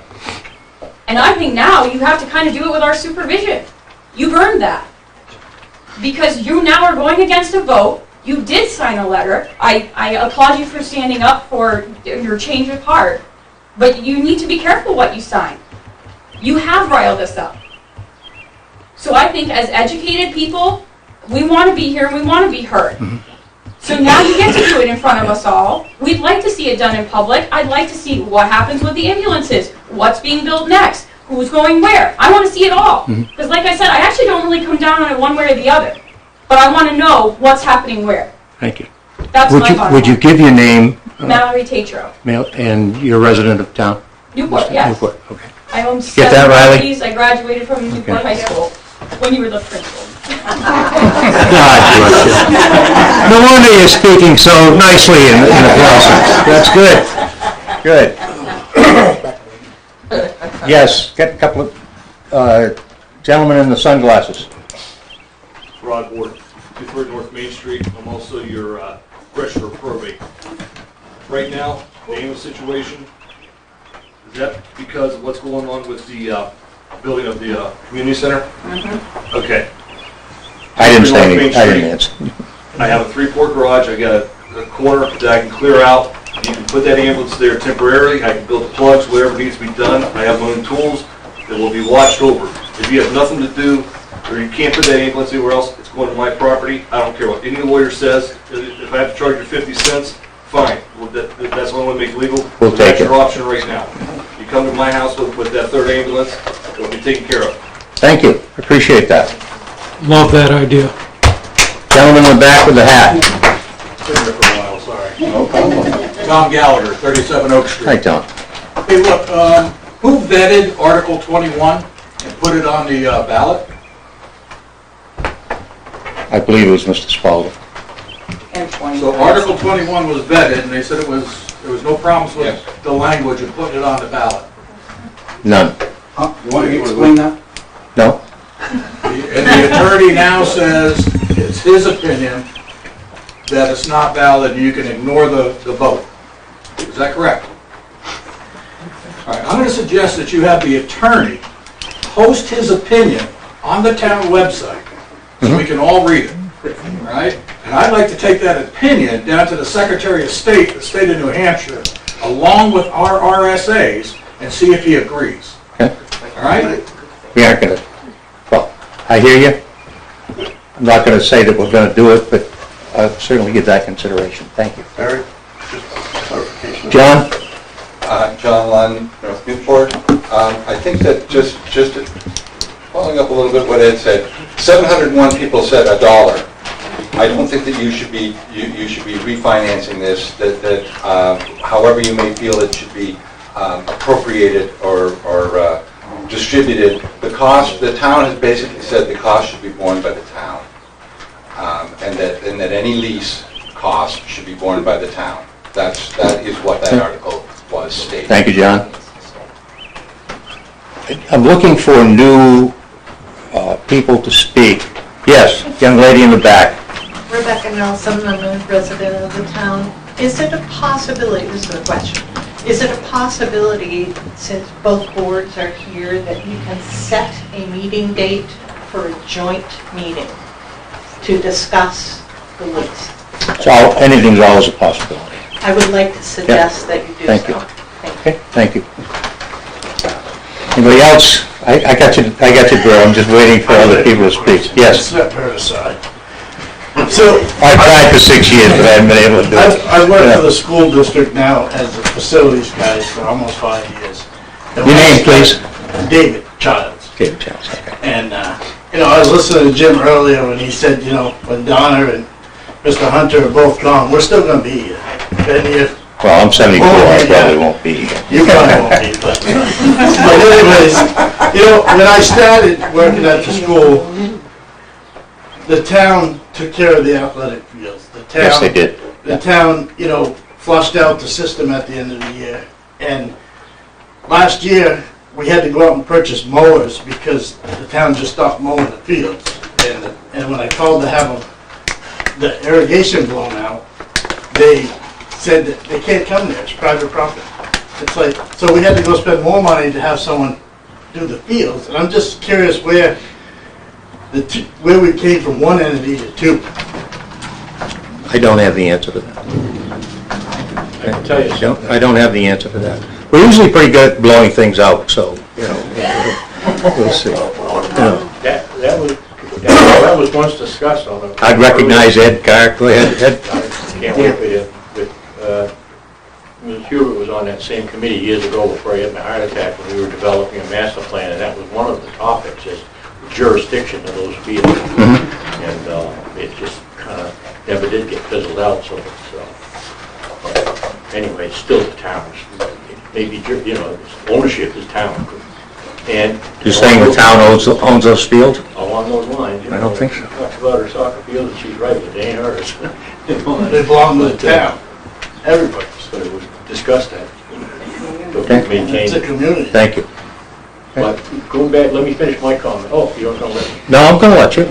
Yeah. I came in begging. I like you, I'm gonna let you go. I did the right thing when I brought up the fact that I'll go to the grave saying that the town could have suffered severely had they built on that, and the school.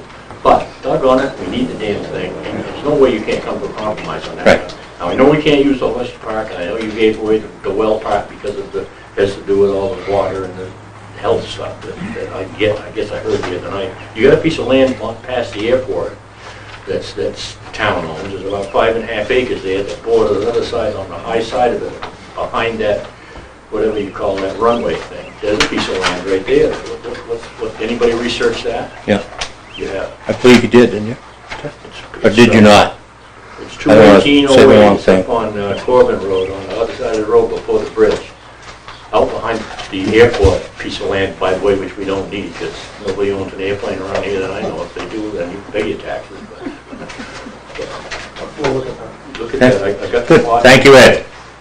And But when you go to your grave, we'll make sure we put that on your grave. One last thing I'm going to say, man. There's no reason you can't negotiate with them, let them be permitted to begin that process, because it can get resolved. It's in the back of my mind. Yeah, very Yeah. well, because you Yeah. promised me that night you would, and if you ride around in a fire truck, I don't want you in my fire if it takes you this long.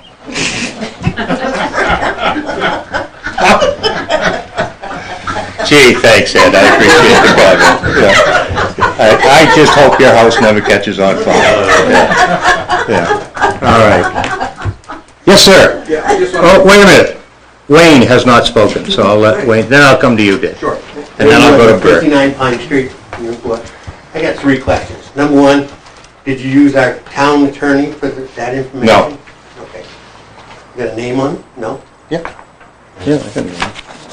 What is it, what's the attorney we use? Johnston? Cordell Johnston. Cordell Johnson? Yeah. Okay. Number 2, I see in Croydon, they've just changed the speed limit on Cash Street to 25 miles an hour because it's a street. Cash Street or Cash Road? Cash Street. Street? The one that goes around the back side. Yeah. They got the rights from the state to be able to change that to 25 miles an hour. I would like to see something done with Pine Street. Now, that is 30 miles an hour, and I don't think there's, I'm probably one of the only ones that do 30. I got passed on the road today, Somebody passed me, and that's, I don't like people pass me, Did you have your little buggy there? You could No, have I raced didn't. it? I didn't. I Okay. had my little pickup. All right. But I would like to see, and that would be changed to, see if they could be changed to 25 miles an hour. And if you've driven through there, Barry, I don't know how many people walk that road or jog that road. Somebody's going to get killed out there. Okay. They're going to get run over. I mean, the cars fly by all hours of the day and night. It's really fast. Okay? So I would ask Hunter to put that in his to-do list and look at that and bring that back to us about what can be done. Because everybody classifies that as the Newport bypass, okay? So they don't have to go downtown. Yeah. I would really like to see it change one way, then everybody have to go through town and see what we got downtown. Yeah. Okay, my third question is, what are we doing with, back when I was a kid, that was a long time ago, I know that, but I had to register my bicycle. Okay. Now, you stop and think about it. There's more bicycles out there that got more power and they cost as much as my hot rod. No, it doesn't. They do. Okay. He gets a hot rod. And these things are battery operated, electric bicycles, and they fly up and down the road. Through the main section of town and on the back street. Yeah. Something ought to be done up with catching with registration on. You turn around and, everybody says you don't pull over, and I got this up in, up north. I blew my air horns on kids that, weren't kids, were grown Just scared the death out of them. Well, they wouldn't pull over so you could go around them, and so I did that, and I got turned in. Well, the thing is, they could see my number plate on the back of my truck, right? Yeah. 555, if you remember. What do you do when you see somebody that don't stop for a stop sign or passes everybody through the lights down here? Oh, that yellow tights on, okay. A lot of yellow tights out there. But, really, stop and think about it. Did you have to register your bicycle when you did? No. See, Claremont did. Go ahead. Chapter 14, Newport Town Ordinances. It already says that? Yeah. That we register our bikes? No one does it, but it's there. Yeah, we can't get dogs to get registered, so we can work on the bikes. They need to do something. Yeah, okay. I don't know how we begin that process or anything of that nature, but Hunter, can you, I've given you too much. Just, Go ahead. We'll give it to Paul. You're making a good point, because I see a lot of different electric vehicles, whether it's a skateboard, bicycle, unicycle. How about that little unicycle who do 52 miles an hour by my house? Goes by my house all the time. And I thought if you had a motor vehicle, it had to be registered. Yeah. Because if I'm out in the pond with my rowboat and I slap my electric trolling motor, now it's supposed to be registered. Yeah. So what's the difference? Yeah. So Statutorily, they define the number of horsepower and the number of cc's and a whole host of things, and a lot of it is outlined in Chapter 14 of our ordinance. But the big thing is, I would like to see the speed limit changed, on Pine Street. Yep, Hunter's going to look into that. Yep. I know we don't have very many offices on right at the moment to be able to set up there, we get the help in the sheriff department. Might bring Jim out of retirement, let him go sit. He never give me tickets. Okay, anybody else? Yes, sir, I'm sorry. I think one of the things that was on. Wait a minute, Jeff, we've got a person. No, but we've got a person I recognize, then I'll come to you. Okay? Yep. Just for clarification, when I asked for the opinion to be posted and made public, you're saying you'll take it under advisement? You won't give me an Well, answer? I'm not sure. I'm going to be right up front with you. Okay. I'm not sure it's legally, that we can legally do that. I don't know. I'll find out. Can Okay. we will. If we can, we'll post it. And if we can't, let us know right away so Yeah. we can go look up, maybe research Do you know- to get that information. Yeah, do you know anything about that? Okay. Can we legally give that out? I don't know that it's a matter of legality. I think it's a matter of set legal business practice. I've never heard of a client disclosing. That's what I'm afraid of. It's town government. It's town government. Let him finish, please. Be hidden. Hunter, can you We'll look in more to it. Were you done, Hunter? Did you want to say more? Okay. No, were you done? No, I'm Go. trying to explain. It is, I've never seen it in my career. It doesn't mean anything. And traditionally, the opinion of council is not shared with the general public or opposition or anything of that nature, because it is counsel to you. The attorney works for you as a select board. Does not work for the town, because there are 6,000 different opinions in the town. So it would be impossible for the attorney to represent all of those interests. He is hired to represent the interests of the select board. So would be up to you, but it would be highly unusual. I know, I realize that, and that's why I said what I said. So it's up to you to ask the attorney if he would allow us to post that opinion. I wouldn't mind doing that at all. That'd be great. Thank you, I'll hold you to it. All of you. Yeah. There's 5 members here, guys. Yes, sir. Oh, wait a minute, Kath, Let her go first. go ahead. You I just haven't, want to say that if you are going to use this opinion to ignore the vote of 700 people, I better get to read it. point taken? Yes. If that was an official meeting, you have that lawyer, it has to be, It was not an official, no, it's not an official meeting. all right, then you got problems. Well, we always, Got to do with hiring fire. go ahead, young lady. So can I just? What was your name again? Mallory Tatro. Is that Mallory you? Newcomb. Newcomb. I knew you. All right, there we go. All coming back. You were the one in my office, no, you No. weren't. I would just like to go back. So can we know what the action items are? Are you going to call a meeting between the two boards? I've got one more I'd like to action know. I don't item. want to have to come back. Yeah, we've got one more. Actually, we'll get to that next, after. open Okay, and forum. then also the CTE. Is there going to be a meeting? We're going to follow up on the couple of properties mentioned, or the other 75 town-owned properties? Like, can we know what the action items are for the next meeting? And we'd like to see the follow-up. Sorry. Or sooner. Yes. Good questions, Mallory. Hey, your phone's going off in class. I know, I gotta shut it off. It was my lawyer. No, it wasn't. You got your resignation. Okay, so, thank you. We will get out any information we can, we're gonna get out. Okay? I'm gonna be honest with you, right up front, because I try to be, and I try to listen.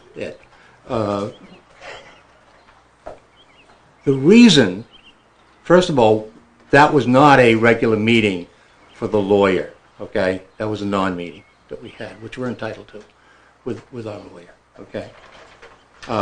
He was asked to prepare a letter, okay, which he did prepare on his basis. I'm always concerned about litigation, okay? And so, quite frankly, and honestly, and I could be shooting myself in the foot for saying this, I wasn't going to release that if we're going to end up in litigation, because that's our case. When we get to litigation, then everybody gets a chance to see it. Okay, that was my thinking. Could have been wrong with that. Okay. Okay, Mallory. Okay. All right. Yes. This is a big unneeded mess. It started with the school, and the select board added fire to it, put more wood on it. There should have been a compromise a long time ago. Don't disagree. So in saying that, maybe there can be some wording done that for 5 years, the town select board is on probation, and we can come back and vote again in 5 years to see if we want to re-vote it, if you can nullify that and redo it again, if the voters all go that way. But the select people got to be good people. You can't add fire. There's a young administration over there, and you took advantage of them. You all had ulterior motives, like was pointed out. You've gotten your way before with the rec center. We've voted that down year after year after year. Now we're going to have to pay for it. We're going to lose tax money. They should have privatized it. The town cannot afford the rec center, the upkeep. And the same thing with this bus situation. Go ahead and sign the lease. Then in 5 years, if you guys behave yourself, and by saying that, I mean you get down to the bus garage and straighten out their attitudes down there. I was down there for many years, and man, they just get right under your skin all the time. That's the way they operate, and I know that. Did you get under theirs? No. I'd go in and just talk to Larry and say, hey, Larry, you got to calm this down out there. Because they do. Then they start locking doors and shutting. They hide tools, you know, just to piss you off. And that's We gotta are- stop. Oh, go ahead, I don't want to interrupt you. If you- No, I'm good, it's gotta stop. Okay. And this Don't battling disagree, back and don't forth has disagree to with that stop. at all. And work with the, But I work do with the want to young remind administration people. right there. Yeah, I do want to remind people, this is representative government. So you voted us in, and you can certainly vote us out, to represent you. Now, did we do a good job listening? I'm not sure we did, okay? Hate to say that in front of you. You know, but we're a representative government. We do the best we can. We volunteer our time, and I'm spending too much time with this process, which was part of the reason I was going to come here tonight and say, take this job and do with it what you like. Johnny Paycheck had a song. I'm not going to go into it. But, so, you know, I hear you. I disagree with part of what you said, but you have a right to say it. What part do you Yes, disagree young with? lady. I wasn't My done. name is Mary Knapp. I I was. live at Go ahead. 21 Brookview Road Thank in you. Newport. What are we doing tonight? What are we doing tonight? We're going to take a vote to move away from our position. So that the That was my others intent. can have their Yes, things yes. and relinquish all of that garbage that was sent out previously, evicting them and all the stuff that's on Facebook. Yeah. Thank you. That's my opinion. it. We It can't may do not it on pass. Facebook. And I also want to Yeah. thank the fire department and the police department for the 2-car fire that we had at our home. Oh, yeah. Yeah. Very quick response. and Quick response, good. whoever's on Thank you that, very much. Thank you Yeah. very much for Okay. that. Donna? I just want to ask you a question. Was the select board aware that last week we got a cease and desist order on our CTE center? No, not aware of it. Okay. They were claiming that we did not have a permit, which we did. Who was claiming? We got a call from the town.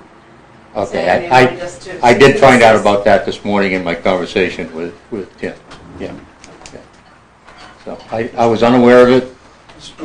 Chair, Yes. I was also unaware of this, and so I'd appreciate having some feedback as to what permits have been requested, what permits have not been issued, why that information was provided. Yeah. Because I haven't heard a single word about it. Was that rescinded by the person who said We it? have, so we have our first, we had to bring down our permit to show that we had our permit for stage 1. We just got approved for stage 2, and stage 2 says on it that we are not to move forward with stage 3.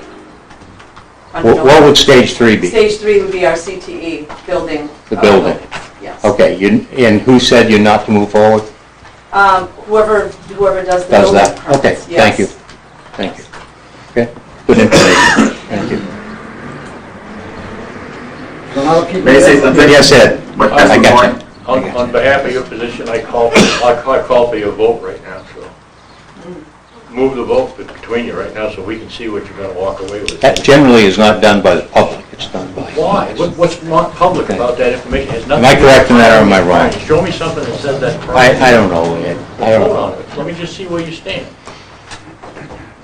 Is that a position that, because he's calling a vote, I never knew the public could call a vote. He wants us to What you take have to do. our action on it. You've already All right, so let's move back to action. Jeff. Go ahead. And then Jeff, I know, I'm sorry you've fallen asleep. Yeah, it's all Wait a minute, right. I got this guy first. Is- If you do that, are you going Would to you come back to state your public name? forum? Andrew, We're not leaving. We're not leaving public. okay. Just want to make sure if we move to an action. Andrew, you were another one of my students, weren't you? I was probably in your office. Hey, there were two twins who were always in my office, and I'm not going to mention their names. And they're some of my best friends today, so. And I'd also like to say that I'm new to this process. I haven't come to a lot of meetings, but I think I will be from here on out. That I'm kind of surprised to hear that there's not some sort of standard procedure for the two boards to meet and work together. Thank you. That kind of baffles me. Same town. So going forward, you guys should get to know each other, become friends, work together often on more than just these issues that are being talked about tonight. Okay. And I think that's pretty reasonable. Just at a bare minimum, we do have a joint meeting at least once a year. So if this is not a foreign thing. It sounds foreign. It does, but it's not. Trust me. Okay. Okay. Jeff, North. One more point. Oh, I'm sorry, I didn't mean to cut you off. I hope that there's an open invitation for each board to come to each other's meetings. Thank you. Jeff North. Hi there. So a couple things. Just the earlier point that Wayne had made about the speed limit up on Pine Street. That I think it doesn't. That's a really difficult thing to do because once you set it in one spot, you set a little bit of a precedent. But not to say that may or may not happen. But I believe that there's been either money allocated for a sign that we're going to be able to move around town, stating some speed limits, a mobile sign, which could be helpful in some of these situations. Will help the police department enforce some of these. Sort of a reminder like, slow down, please, or we're going to give you a ticket. So that can be moved around to different areas, but certainly some areas have speed limit issues. People keeping them. There's another point, just in terms of a lease, and a $99 lease for a year, is that it may seem like that's a great stand to take in, and I voted for that as well. But to me, it was more to make a point that we have a building that's adjoined. Say we look at something like the roof, and a roof needs to be replaced periodically. That a $99 a year for a lease is just preposterous at any level. For your lease, what does that include? They get a lot more complex than just we're going to do this for $1. What happens when you say, okay, well, it's $1, but we're not going to maintain your part of the roof, and then you don't maintain it, and that begins to rot in one section. And I would say that we have two pretty bright boards that I believe are going to come to an excellent resolution, and we're going to come up with something that will be well pleased for the citizens of this town and for both boards. It's just my feeling, and just to know that these things are more complicated than some people may think in terms of a $99-year, 1 year dollar lease. There's just a little bit more to it. Thank you, Jeff. And Jeff, behind the scenes, has been doing a lot of work, and I appreciate the work that he's done. Okay, so at this point, without the objection of the board, I'd like to move back to action items. You're not going to recognize me in public? I certainly will. I'm sorry. I'm old. I forget. All right, you need to learn that the longer that you make me wait, the more things I add to my list. Jesus, note to self. Call on Bert first. I tried. It doesn't work, Barry. Yeah, I know. You suffered that, Jenna. I know that. Yeah, go ahead. Hey, I'm going to start from the bottom and work backwards. The first statement is you've got a real bad lawyer. Because any lawyer... In your opinion, we have a bad lawyer. No, okay? you really... No, we do not have a bad lawyer. I'm going to disparage him. He's a real bad lawyer. So you can try and change my opinion, but I've made it clear. So you're trying to change my words. No, I'm just telling you my feeling.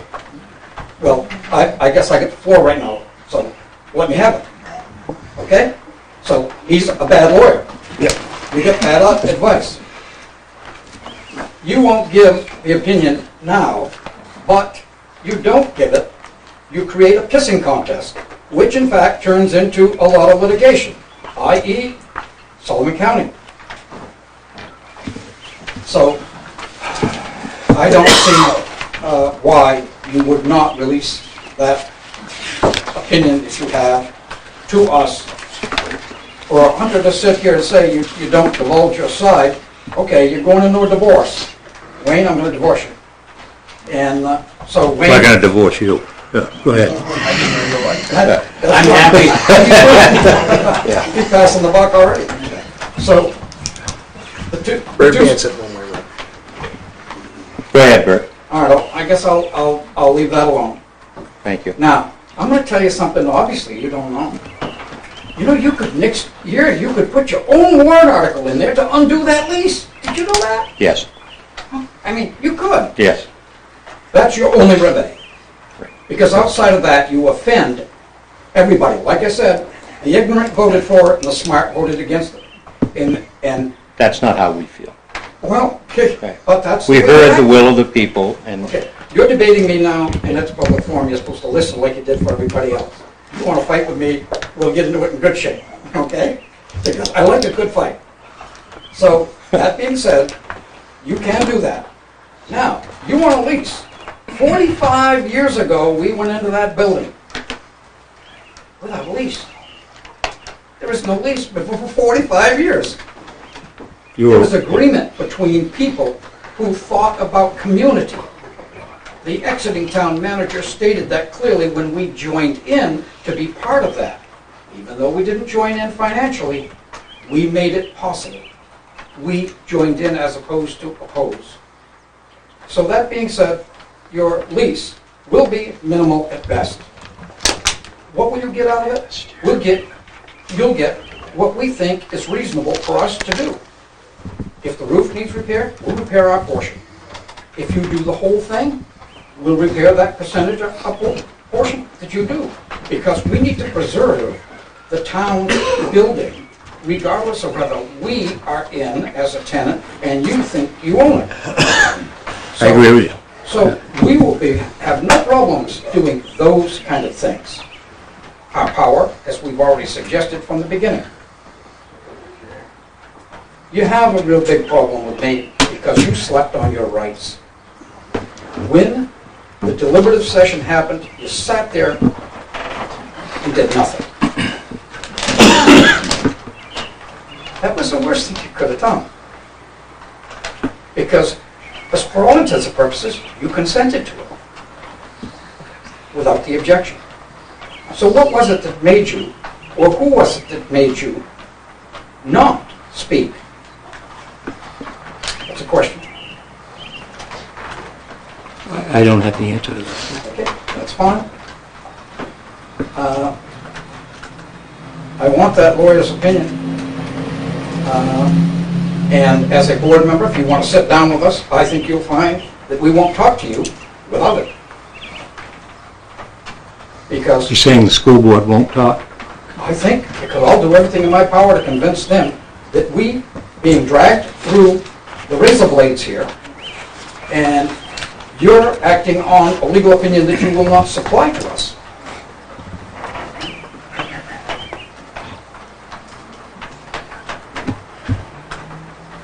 All of that being said, I want you to look up there, and you could put on that end of the garage a shed roof coming up. You could use the existing wall that's there and foundation that's there. Off to the side? Yep. Gunther's already talked to me about that. So you put a three-sided building up. And you can put your storage in there, and it's very cheap. You could do that like you would do a pole barn, but just put pillar concrete in for yours, and you'd have it done without all of this to do. Have you thought about that? Did anybody research that? Or is it just the cannibal trying to devour the school system? I think I've already said, Bert, that we have looked at a variety of things. Jeff North, before he falls asleep, his eyes closed, looked into that. That's after the fact. That's after the fact. I'm going back to the beginning when you tell us, hey, we. Did anybody No. Okay, so you didn't do it. No. It's still an option. That's what I'm saying. And it's relatively inexpensive. Yeah. Without going through all of this mayhem. And you've not mentioned it. So, that all being said, now comes the real ball buster. The $10,000 per unit isn't going to happen. Where is that coming from? Spring Street. Spring Street. It's not going to happen. That's 420. Oh, you switch gears then. Now you're talking about Spring Street that you're in business with. Yeah. I hesitated just enough to, Okay.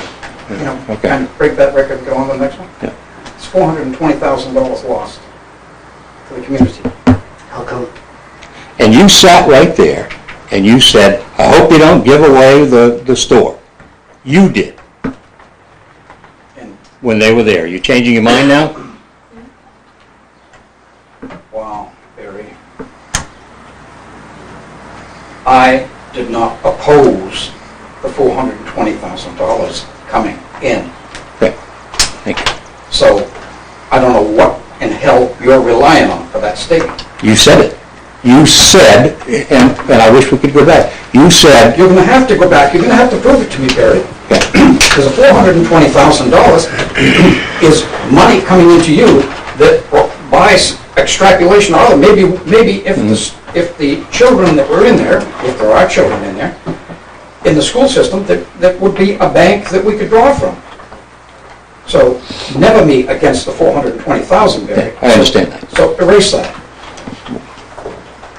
And then the CDBG grant problem, which he's very cognizant of, you got 2 lawsuits coming.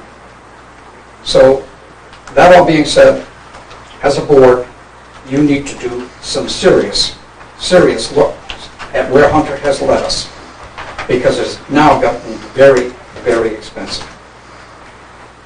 And it is wrong, and you haven't been served yet, but you'll be served very soon. Hunter has not led us. He's given direction. And this board needs to step up and think about what the hell we're doing before we do it. I don't disagree with that, okay? But it is, I'm tired of people blaming Hunter for everything. He's done a lot of good things here too, okay? That's the end of that conversation with me, but Do you know, go ahead. are you cognizant that 5 CDBG grants have been not followed through on? That's not true. Go ahead, Hunter, defend yourself. I don't have any clue what he's talking about. Yeah. The $420,000 that he's referring to, I recall I have a letter upstairs authorizing and approving that. And it's making its way through the funding process. We've been awarded that $420,000. The application that got us that award was written by our office. The CDBG that we wrote for the Ruger mill has been approved. Been approved. To my knowledge, there's no CDBGs that, I don't know what he's talking about. Okay, then I was right here in public, lied to you. Or he is. Mr. Chairman, may I make one distinction here? Yes. I think there's mistake, misunderstanding, misinterpretation. There's a whole lot of stages in how people perceive information. Lying, in my view, only occurs when you are aware of a fact and you misrepresent that fact on purpose, knowingly, willingly, perhaps for your own good. But, we've got $27 million worth of grants. I would offer to you that this town, for its size, has more grants than any other in the state, in the entire state. Now, there's been some grants that we have chosen not to pursue because we are maxing out on capacity. We only have 1 or 2 people managing these grants. And it's really quite extraordinary. People don't understand. These grants are not free. They require endless amounts of recordings and papers and records and so on and so forth. It's almost consuming all of our staff time. So are there CDBGs out there that maybe we have chosen not to pursue? Probably, because we don't have the time, or it's not germane to this or not germane to that. I don't know. But I'm unaware of any compliance issues whatsoever that we have with any of our authorized issued grant programs. Not a single one. Thank you. One of the 2 of us is misleading you or misunderstanding. Glad you didn't use lying. That's good. Okay. Are you done? Thank you. You always raise some good points. But that's all I'll say. We'll just see how it comes out. Yeah. Yes, it. Are you ready to say who you're going to go do your roll call? Yeah, I am. Thank you. So at this point, I'd like to move back to action items. Did we already? And so I would propose that the board reconsider, vote to take back their position that was outlined in the letter sent to Steve Morse at this point, and that we move forward with getting to a point of... Just a minute. I'm trying to straighten this out, Ed, okay? that in essence, what we're going to be looking at is, you've got 2 bays. Go about it. But we need to get a lease signed, okay? We need to go forward with the lease. I believe, that's my belief, okay? Not my lawyer's belief, but it's my belief that we need to have a lease according to my reading of 4111. And that lease is managed between the 2 of us, okay, for that process. So I'm looking for a motion.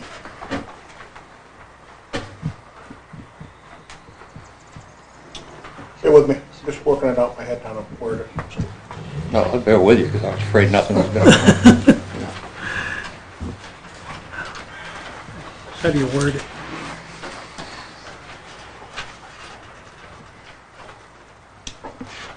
Make a motion regarding the previous letters advising the school to cease and desist and move out at the end of the month be rescinded. And that we furthermore jointly work with the school board to enter into the will of the people's vote of a 99-year lease. There are obviously minutia points that we need to deal with to be done expediently as possible. Do I hear a second? I'll second that. Good motion. Okay. All those in favor, roll call vote. I'll start with Jeff North because he's going to go to sleep. I'll give that an aye. Thank you. Keith? Yes. Jim? Yes. Jeff? No. And I vote yes. Okay, so it's 4-1. Okay? Okay? And he has a right to be in opposition, Wayne. You know that, right? We don't always agree on everything. Yeah, we don't. agree on nothing. I got one, Hunter, just on something that was brought up, Wayne, during public forum, the reducing of speed on Pine Street. He referenced Croydon, RSA 26560. I did a little quick research. 26560 is basic rule maximum, and it prescribes by statute how roads are to be posted, the types of roads to be posted, and by what speed. And it gives only certain examples of when it can go below 30.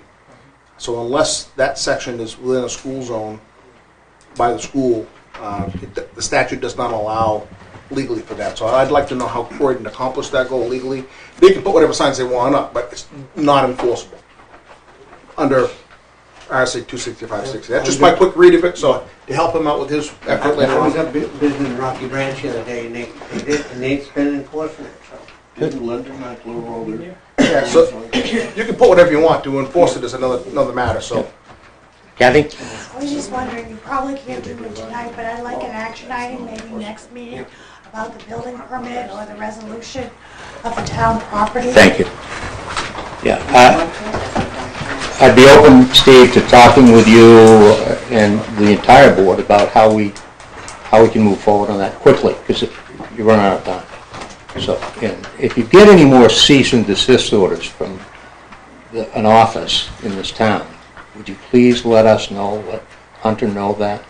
Absolutely. Because we shouldn't have been kept in the dark about that. I didn't find out about it till this morning. Tim told me. Okay? Eric? Yes. Should we set a date for a meeting? That's what I want to do now. Yeah, thank you, Jeff. So, Steve, we need to set a meeting for our next meeting. It will be a public meeting for that. Do you have a meeting time? I'd like to get it done as quickly as possible, simply because in July I'm officiating at my daughter's wedding, so I don't want anything to interfere with it. Tomorrow night? Yep. Go ahead. We can do it during the day too if need be. So Not to get all the boards. well, if you do a noticed meeting with a quorum on each side, very difficult to do. Yeah. People work different schedules. My recommendation before, we can do it publicly and post the meeting, but representatives from both boards, hammer it out. Steve, what's your reaction to that? Do it public, I don't care, but to get everybody in a quorum is impossible. When's your next meeting? When is our next meeting? Well, we're going to decide the next meeting because we generally don't meet on the 4th of July, so that week. I wouldn't be opposed to meeting if it's 2 from each board and meeting in an open public forum. But then I think that we should bring that back. Oh, we have to, both absolutely, boards. yeah, we absolutely have to. That one Yeah, definitely, yeah, because I think would Jim and be- I have already talked. I mean, you get the chair, vice chair willing to meet with you. You name 2, and, yes, Tim? Yeah, like, I think for the bus route network's fine, like, the CTE's all in the town. Oh, yeah, yeah. You know, there's nothing. We've got to work towards that, and we actually have are we going to have a not a We do have non-meeting? a non-meeting. We got a non-meeting coming up, but then we got to get on that. You know, As we talked CTE's got to earlier, get it's solved. Yeah. going to really go bad here soon because we're gonna run out of time. Yeah. We don't want to hold you up. Right. So, Jeff, do you have a comment? I have a comment on that. Yeah. Certainly, the town has been working to try to solve this problem Yes. the school has with land and moving the CT building, the natural science buildings. But, you know, we're doing what we can with property we have to help out the school district. I would assume the school district at the same time is following a parallel course to see if they can come up with a solution of their own and not just depending on us. And thirdly, their architect, Go ahead, let me Jeff. finish. I didn't see it. Their architect on this, on the project, LaValle Brunsinger, has Yeah. been involved with the CTE Center since before it was built. Mhm. They know the property, and they probably used their knowledge of the place as part of their, reason to hire them. You know, the fact that they initially planted the building on the south side, and then discovered That's like it. whatever the problems were, mud or, property boundaries, and the fact that, sunlight doesn't come through trees to the greenhouse well, to me, that is some errors and omissions on their part that creates a liability where they should be out looking for a solution. Maybe on their own dime, maybe purchase a half-acre lot or something somewhere that can then be developed into recreation land. I mean, those are 2 other avenues that I would expect are being pursued also, along with what the town's trying to do, to help them out. And certainly, we've invested, time and money with having one of our engineers go out and research the property, the distances from the well and all that stuff, and working up solutions. Now we're trying to work up solutions for parking. It's going to involve state DOT, seeing if they'll allow a crosswalk there for kids to cross Corbin Road right after a bend in a lousy location. So, we're doing what we can, and pushing the state as much as we can, but I would certainly hope that we're not the only ones working on this problem. Steve? It's my understanding that number one, we don't have any property that we can do that for. It's also the understanding that we had back in, I want to say March, that it's as simple as finding a piece of land that's comparable in size, it's not currently designated as recreation, and designating that, and so that's the town's grant. So when they look at the property, it's not on the deed or lease or anywhere else saying that is encumbered on that, so, or whatever the proper, I'm not a lawyer, so I don't understand the exact language. So when we had tried to assist, and the state said, hey, this is a town matter, it's not for y'all. We have asked at our meetings if anybody has property that they would like to donate so that we can do it, because what you're mentioning with parking lots and structures and everything else is to replace the area that was used for ice hockey rink, which hasn't been used in 5 or so years. I'm not trying to upset Mr. Carr, but it hasn't been used for a while. So that's kind of apples and oranges, of going from a area that hasn't been used for a while into, because I'm pretty sure we were going to pay some money as well for, so we had talked about it, I hadn't approved anything as a board. And so I don't want the town to think the school is not trying to help. I mean, short short of me donating an acre of my property and putting a bench on it and calling it recreation area, I don't know that there's much that we can do as a school board for this particular grant situation that we're in.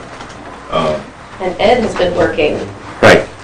diligently. Yeah, and he's been working with Hunter on that process. So I don't want to... Yes, Hunter.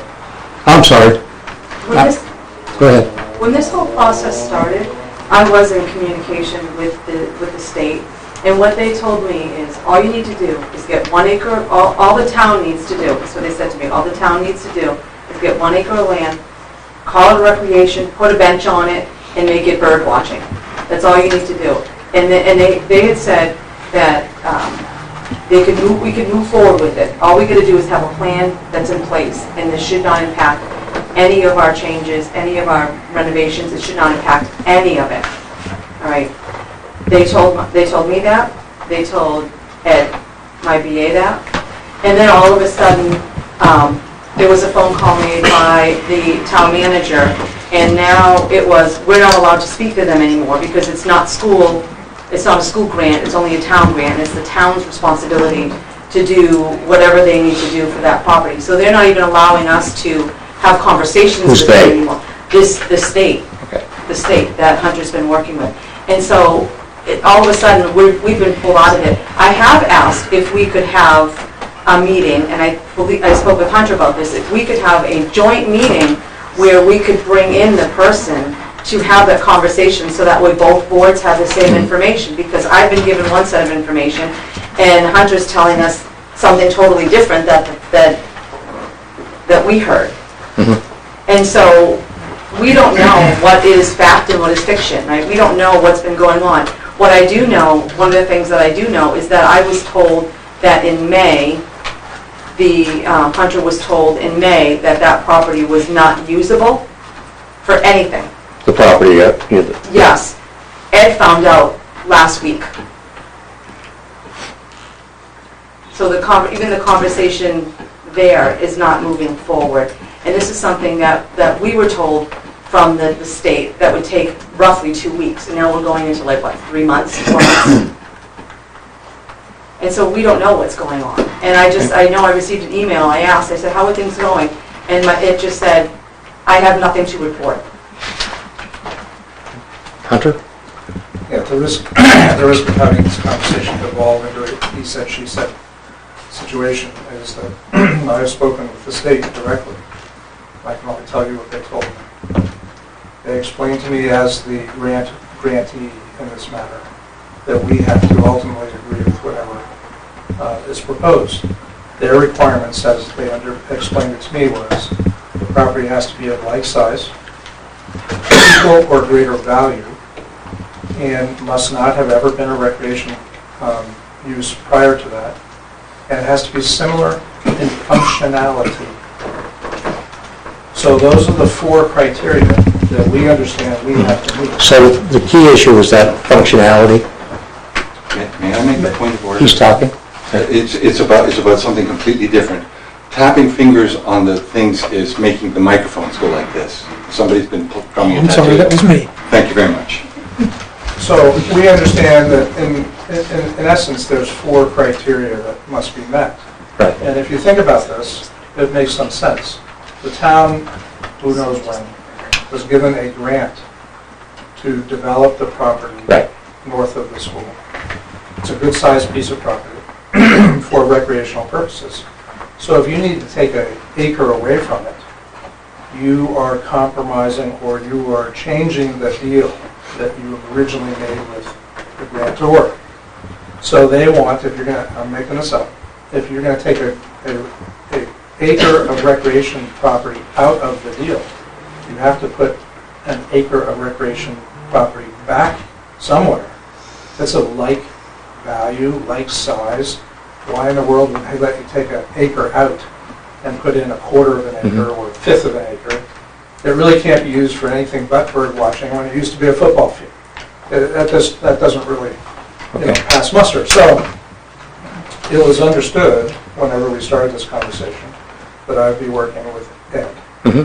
Ed and I call each other once every couple of weeks or so. Don't hold me to that. It might be 1 week in one situation, it might be 2 weeks in another situation. And he tells me what he's doing, and I tell him what I'm doing.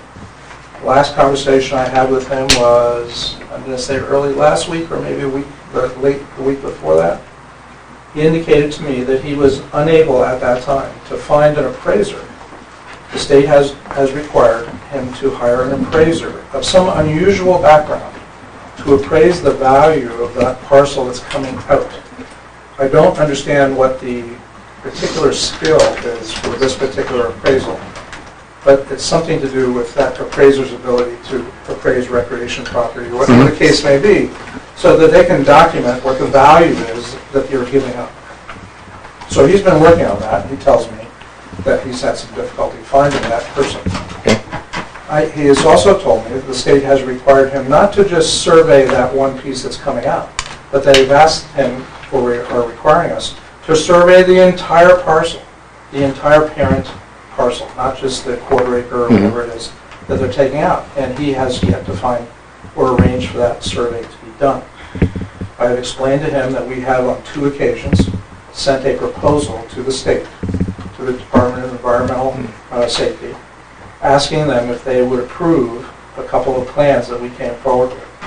And those were to establish a multi-purpose field in the area on Corbin Road that we bought several years ago to form a protective radius around the proposed new well. The state has, on both occasions, steadfastly said no. No parking. You can use it for recreation, but you cannot park. So our engineer evaluated different ways of getting into that particular parcel.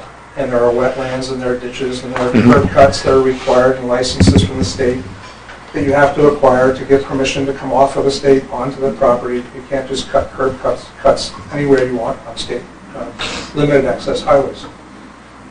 So the state has steadfastly said that they want no parking within the protected radius, which I'm going to say for the moment, just for the purposes of illustration, probably consumes 30 to 50% of the property in question. And we really can't get onto the property very easily to park around it. You might get a car over here or 4 cars over there, whatever. So we proposed to park on the old Route 10, and the state said no, absolutely positively not. You're not parking anywhere within the protected radius, which now consumes all, I'm going to say 95% maybe, of the old access roads. As you come off of Corbin Road, you turn right, there's a gate there. That protected radius comes right out to that gate. So there's no parking anywhere on that old road. And you might get 1 car in front of the gate. You can't park anywhere on the property that's owned to our west. So, because the protected radius consumes almost all of their property. So there's no parking prospects there. So we're looking at parking on the side of Corbin Road, or developing portions of the old Route 10 going south from Corbin Road as parallel parking of some sort. And we have to research, A, the status of that road. When the state gave it up, did they actually give it up to the town? Does the town own it? Is a Class 6 road, so on and so forth. That's going to take a little bit of time. Our engineer is drawing up plans to show how the parking might work. We will then need to submit that to the state and ask their concurrence that we can basically get a curb cut to turn into that space when there's events going on. So you might have 30 or 40 cars pulling up, turning in, coming out. We're looking at different ways of having cars go in one direction and come out on the other end of Airport Road. So we need to figure out what the soils are. Can it be brushed back? How do we control that? What kind of crossing pedestrian safety? You're going to create an attractive nuisance there. And so can we put up a pedestrian crossing there? Can we put up pedestrian crossing warning signs there? Will the state allow it? Because Corbin Road is a state road. So these things are ongoing. I expect I'll actually have our next set of designs from the engineer probably this week. So that's continuing on while Ed is doing his thing. And it was understood by he and I that he and I were working on it. Together. I haven't heard anything about permits being denied or applied for. No, I haven't either. I have Ed on the phone right now. Can I, go ahead, you got him on the phone. Wait a minute, were you done, Hunter? Yeah, sure. Sorry, thank you. I don't know if he's trying to come in, but I know I have him on phone here. So, one of the things I asked him, I said, is it the school district's responsibility to have the appraisal? He said, no, it's not, it's the town's. But the school, because we need to move this quickly, was willing to try to get the appraisal done, because it's not moving fast. So he's on the phone right now, and he can speak to it. And he can also speak to how in the beginning, when he initially had the conversation with the state, that what they told him was it doesn't need to be this, they told him the same thing about it just being a bench by the water. So go ahead, Ed. Go ahead, Ed. Sure. When I talked to the guy Eric at the state, he said that the process just needed to be followed to identify the property that you were converting, get an appraisal so that you have a equal value.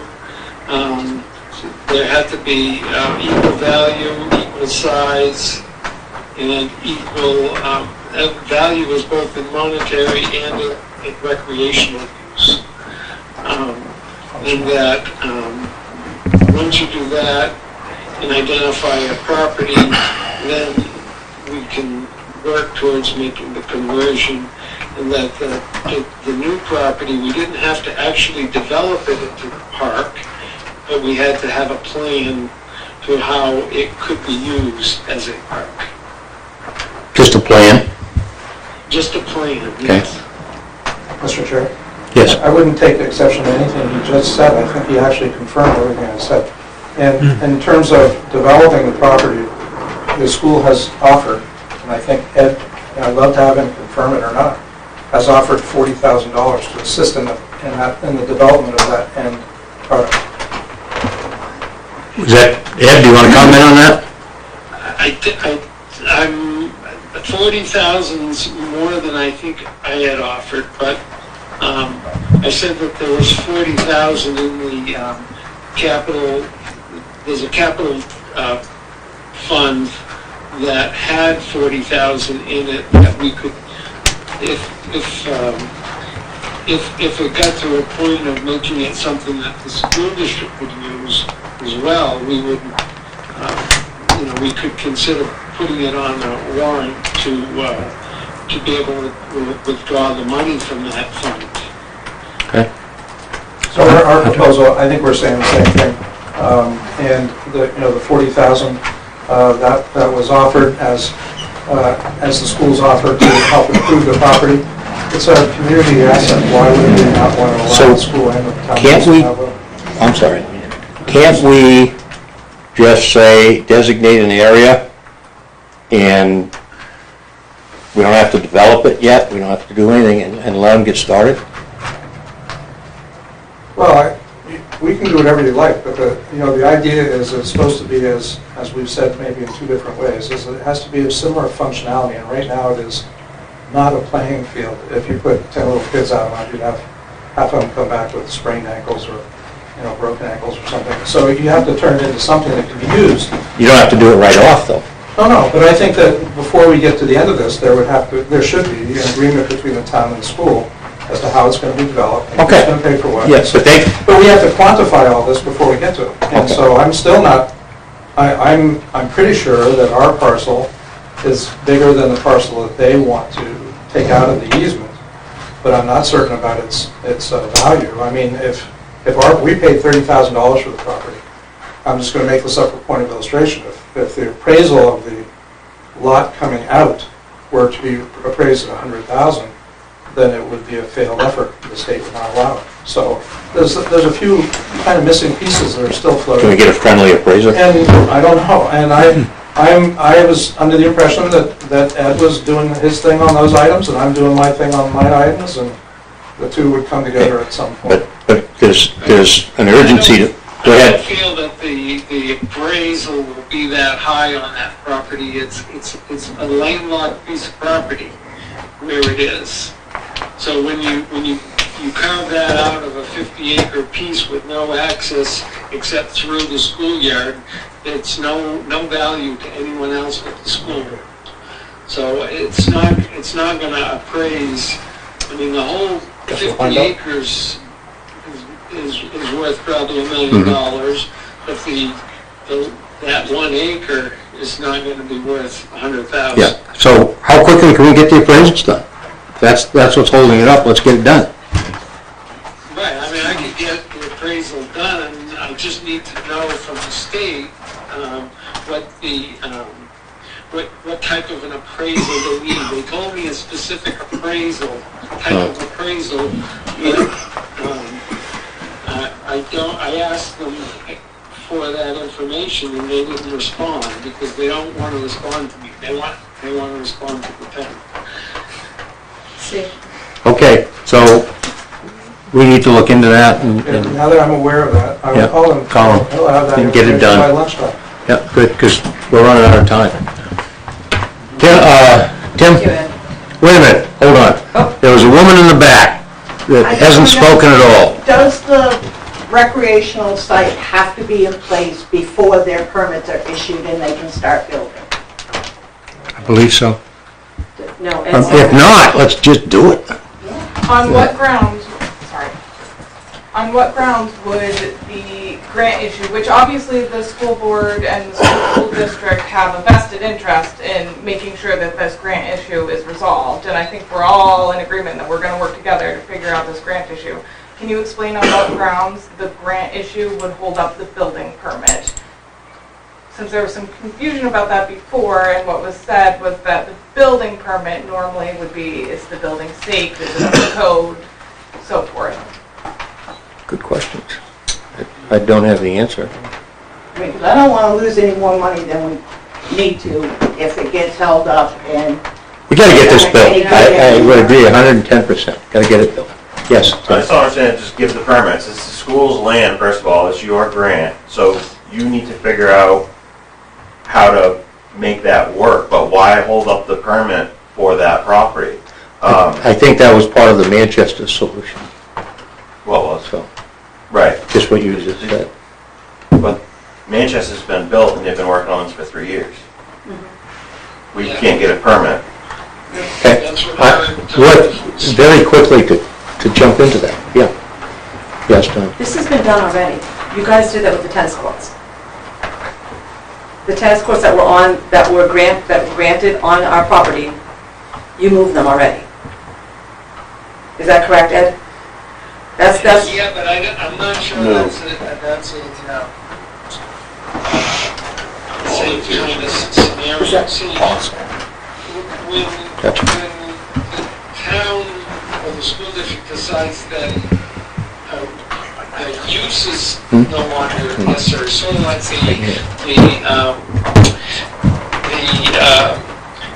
the hockey rink, the town was doing something else in place of the hockey rink on the property, and that was fine. They can do whatever they want when it comes to that stuff. It's not about the use. This is specifically about the land. Okay. So, I'm kind of at a loss at the moment, but as part of our discussions together, I think, and Hunter's going to look at, you said you're going to follow up with what Ed just said, and then where'd Ed go? You left one time ago. Okay. Paul, I got you, Paul. It was just about tennis courts, but I don't think it matters to this discussion. Okay. Thank you. Now I forgot what the hell I was going to say. Anyway. I've already sent an inquiry to the building inspector. Okay, good. So we'll get some things done, and we got to get it done. So when can we meet, Steve? Well, we have a meeting. Could you elect get a couple of people to attend a public meeting? We'll post it, do everything we need to do, and come to some understanding that we will present back to both boards. In the meantime, you're not going to be kicked out. We're not going to close fences. We're not going to do this, not going to do that. It's your property. I mean, it's your area to go in if you want to begin to fix it up. It's going to cost you some bucks, but that's okay. It says you got $40,000. I'm happy to do it this week, but I leave for vacation on Monday. So. Yeah, just give it a night this week. Do it. So when would be a good time to meet? So if we're going with two from each Yep. and then coming together, then Yep. the sooner the better. Yep. Okay, so I have, wait a minute, I got doctor's appointment on that, right? Saturday. No, jeez, no. That's when I go see my grandkids. The hell's the date today? Juneteenth, that's right. Well, we're talking about a joint meeting between two from each, Yeah. plus Hunter and Donna. What's Thursday look like for you? During the day? We have a board meeting at night. If it's during the day, they're open, and then we can discuss it at our board meeting. I can only go, I'm gonna go, but I'd like to have my vice chair with me too. So, when can you go? Or is there other people on the board who would wanna go? I think Keith was in the first session. Yeah. We'll check with Keith, but it may interfere with his. I can make arrangements to be there Thursday. Jim, If it's in the morning early, yes. If it's middle of the day, no. can you meet early? Yes, but can I just ask John if he can, I want to make sure it's recorded, because I know the public, if they're working, they may not be able to see After the it. fact, but yeah, or 19th, So Thursday, Thursday, 22nd. Thursday the 22nd, at what time? How early? I was gonna say. 6? 6:30? No problem. Jesus. No, okay, we got it. I don't know. John said we're good Thursday. You say 6, I'll say 6. Okay, and then, So we're serious, 6:30? location will be where? Where do you wanna meet? Jim's house. Dunkin' Donuts. Breakfast. Saltell's not open, so you, where do you wanna meet? Go to the golf course. So we'll meet at the SAU, right? We have a, Have a nice setup there. Yep. Meet at the Okay. conference room in the SAU, 6:30. What? Are you serious? 6:30 in the morning? I was throwing that out there, but it's gonna be early. Don't say a number you don't want to throw out. 6:30 he'll be there. But That'd be a stretch for me. Well, I can be there. Who's meeting? So it sounds like there's three of you. No. On the select board. We'll talk about two. Well, if it's Thank you, though. if It's a it's good point, posted, You Jim. can have a third. Yeah. I mean, I'll just come straight from work then. 8 o'clock. 8 o'clock. 8 o'clock? 8 o'clock's reasonable. All right. 8 o'clock Thursday? When does the school board pick who's on that committee to meet with them? I think we already did, because I think you had, Well, those, Jenna and Tim had met originally, but, Yeah. are you wanting to change that? Do you want to meet with them? Do you want to have a vote after? With the attitude coming forward to all of this, Can't you all be? I am not readily ready to accept. Well, how we get forward. You two can meet. Steve and I, 8 o'clock, Thursday morning, SAU conference room. Okay, and we'll have, Where exactly is that? Just in the toll building. Toll school. The toll? In the toll. You can walk there. I'll be able to walk over. okay, good. We all set? Good. Okay, I've got two more items. Where'd that Larry Cody? Right there on top of you. Oh, yeah. Say 8 o'clock in the morning? Yeah. We have need to make a motion to appoint Larry Cody to the Heritage Commission for 2 years. Term to end 2025. I'd make that. Just trying to hear people talk. Okay, let's, we're still carrying on business, thank you. Fine. Go ahead, Jim. Thank you. Make a motion to appoint Larry Cody to Heritage Commission for a 2-year term to expire 2025. Second. All those in favor? We've got to do a roll call vote. Poor Jeff. Jeff? Yes. Yes. Yes. Jeff? Yeah. Yes. And Jeff, thank you. It must be like 2 o'clock in the morning out there. It is 3:15. 3:15. God bless you. Go sightseeing tomorrow, yeah. Sleep in. In the Okay. afternoon. So that passes. Larry Cody is there. Did you get that, Ryle? Yes, thank you. All right, now, we have the opening of the bids for 73 Old Goshen Road bid. This is from Braden? Braden? Braden White? Okay.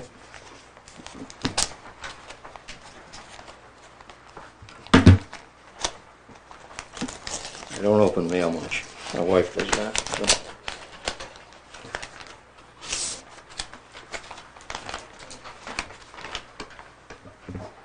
Braden White has a bid of $42,500 for the 73 Old Goshen Road bid.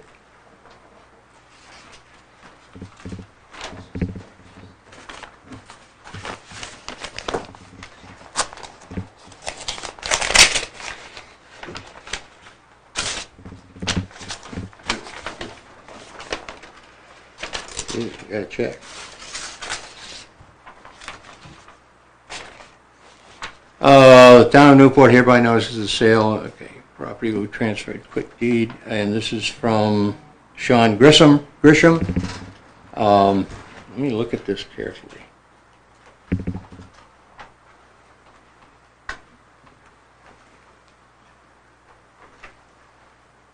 Did he give a check? It wasn't a check in there, was it? No, it was cash. Cash? Okay, thank you. It's in your office, Paul? No, to be correct. Okay. Brandon White. not Brandon. Brandon White, okay, excuse me. And this is a minimum bid of $34,766.83. What, 36? $34,766.83. That was the amount of the taxes owed. So he has the ability to meet that bid? That's what we stated at the next meeting. He'll be notified of his bid and what he would want to do with that. Give him the opportunity Yep. to meet or exceed it. Exceed. Okay. Good. Is that all we need to do? Good. All right. Correspondence. Board. Jeff North, anything? Then you can go to sleep. Yeah, nothing from me today. Thank you. Okay, thank you. Keith? I'm all set. You're all set. Nothing. Okay. Jeff Kessler? Yeah, a couple of things. Question on petition articles. Generally, petition articles are not developed by the board. We don't review them. They basically come from the petitioner. And if they have the required signatures, they go on to the warrant. And it's really up to the petitioner to make sure that they're accurate, they're done right, and all that stuff. The other question as to why we didn't speak against it at the deliberative session, I think one reason I decided not to speak was because Mr. Spalding there was standing up there at the podium daring us to come up so we could really, I forget the exact words, but basically hear what, something about, so he wanted us to come up so he could hear what the liars would say. You said that? Yes. So, I didn't hear it. I didn't feel any need to, participate in that sort of exchange. Mm-hmm. So that's why I did not feel any need to speak. Thank you. Jim? No, I just want to acknowledge and thank the people that did send emails and reached out on concerns of a number of issues as of late. So, when appropriate, I do respond back to those emails, but in this case, I knew that we would be talking about it tonight and getting us in a good spot. So thank the residents for sending those emails of concern. Certainly, as Ed would appreciate right now, we do hear those, we do read them, we do listen. So thank you for sending those, and the people reaching out to me tonight, I appreciate feedback in any form that I do get it, the phone calls that I've received also. So thank you for all those communications. Much appreciated. Okay. And I've talked enough, I'm not going to say any more. Town manager? Just one item. There was a late arriving letter where it came to our attention that the state of New Hampshire Department of Environmental Services is seeking a letter representing or certifying that the select board, let me back up, this is relative to the expedited minimum impact wetlands permit application for the community center. Yeah. So that process allows the select board to ask that the process be slowed down so that you can review, investigate, comment on, and so on and so forth, the proposal for the site in question. They afford you the opportunity to submit a, quote, a signed statement from the Municipal Conservation Commission or local governing body certifying that they have reviewed the application and do not require additional time for investigating or commenting. So in the off chance that you are satisfied with the information, we sent out an electronic version to you. I have a letter to be signed under the chairman's signature, just simply indicating that you have no, you don't require additional time for investigation. Do you want the Conservation Commission to also speak to that issue? They They're can meeting do it tomorrow if night. it's either or both. They can do it independent of one another. We can prepare another letter for them if you'd like, saying the same thing. Both of them? Yeah. Good. Yes, ma'am, you had one? No, I was just stretching. Stretching. Paul does that all the time. Okay. We're actually getting to the point of closing the meeting, but I will, because this is a representative government representing the people. Yes, go right ahead there, young lad. I heard the action if it was following up with the state to clarify some information they need, but who has the action to follow up on issuing the permit to unblock the building? That would go through the town, and at this point, it would be planning and zoning. And Building inspector. But again, I have no idea what the basis for that decision. No, I mean, that took us all by surprise, so. I just want to make sure somebody knows that they have the action to tomorrow go and figure that out. Yeah, good, thank you. Glad you're here. So who is it? The town manager? Yeah. Well, we'll delegate it at this point. It may be our building inspector too, that does that, Alan Chase. You know Alan? I do. He Yeah. lives on my road. Yeah. So who's going to call him? Hunter. Okay. I've already sent him an email. Good. Thanks. Last to speak. I just want to mention, how come we're going to be building down there in the flood zone with that rec center? That's all floodplain. I can't answer that. You look up on the map in the state of New Hampshire, it's all flood. It's all flood zone. I can't answer that at this point. Which is I one of have the seen guidelines, flooding. is one of the things I should say. I know, but I don't. mean, it's all in flood zone. Yeah. You pay flood insurance, right? Nope. I'm not in that flood area. Those permits are working their way through the state's process. If it's something that the state disapproves of, the permits will not be. Will not be. Okay. That's all I don't know I anything mean, you about. look on the map, state map, Yep. it's all. I know that has been, flood has come up at a point.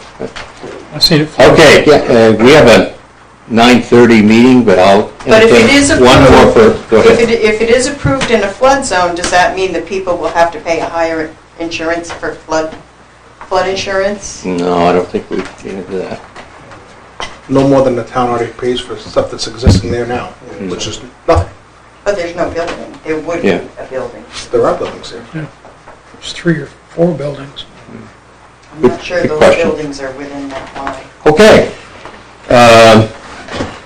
I would look for a motion to go into, is it non-public? We basically adjourned. So, We adjourn? Guys, Motion for adjournment? I won't be able to be on the non-public because you guys shut this down, so have a good meeting tonight. We can. I don't think there's any way I can be in it, right? Yes. He can be in it, can he? You could sleep through it. You could call back and Call back. and spend another. Spend another $20. It's up to you, Jeff. Calling in. Yeah, I don't think I can do it. It's almost 4 in the morning here. I'm just, Good. I'm losing, but I just before you shut me off, last time I just shut off and everyone was gone, I couldn't really reach out, but thank you for having me on and I hope you have a good meeting. Thank you. Shoot me the text or an email or something, let me know what's going on. Thank you, Jeff. Thank you. Thank you guys. You have a good night. Hey. Are you two married? Wow, Quick question. fantastic, Two quick questions. fantastic. I wasn't there. Okay. Who's solely responsible for issuing second permits? All those in favor? Who has the authority to issue? Thank you. Buildings, who's that? That's not Christine. Wait, who made the motion for that? Jeff. Okay. Do you know of any condition in the grant Huh? that prevents the building permit from being issued prior to a piece of property being, the grant that gave them the I don't know what you're asking. recreational property? Who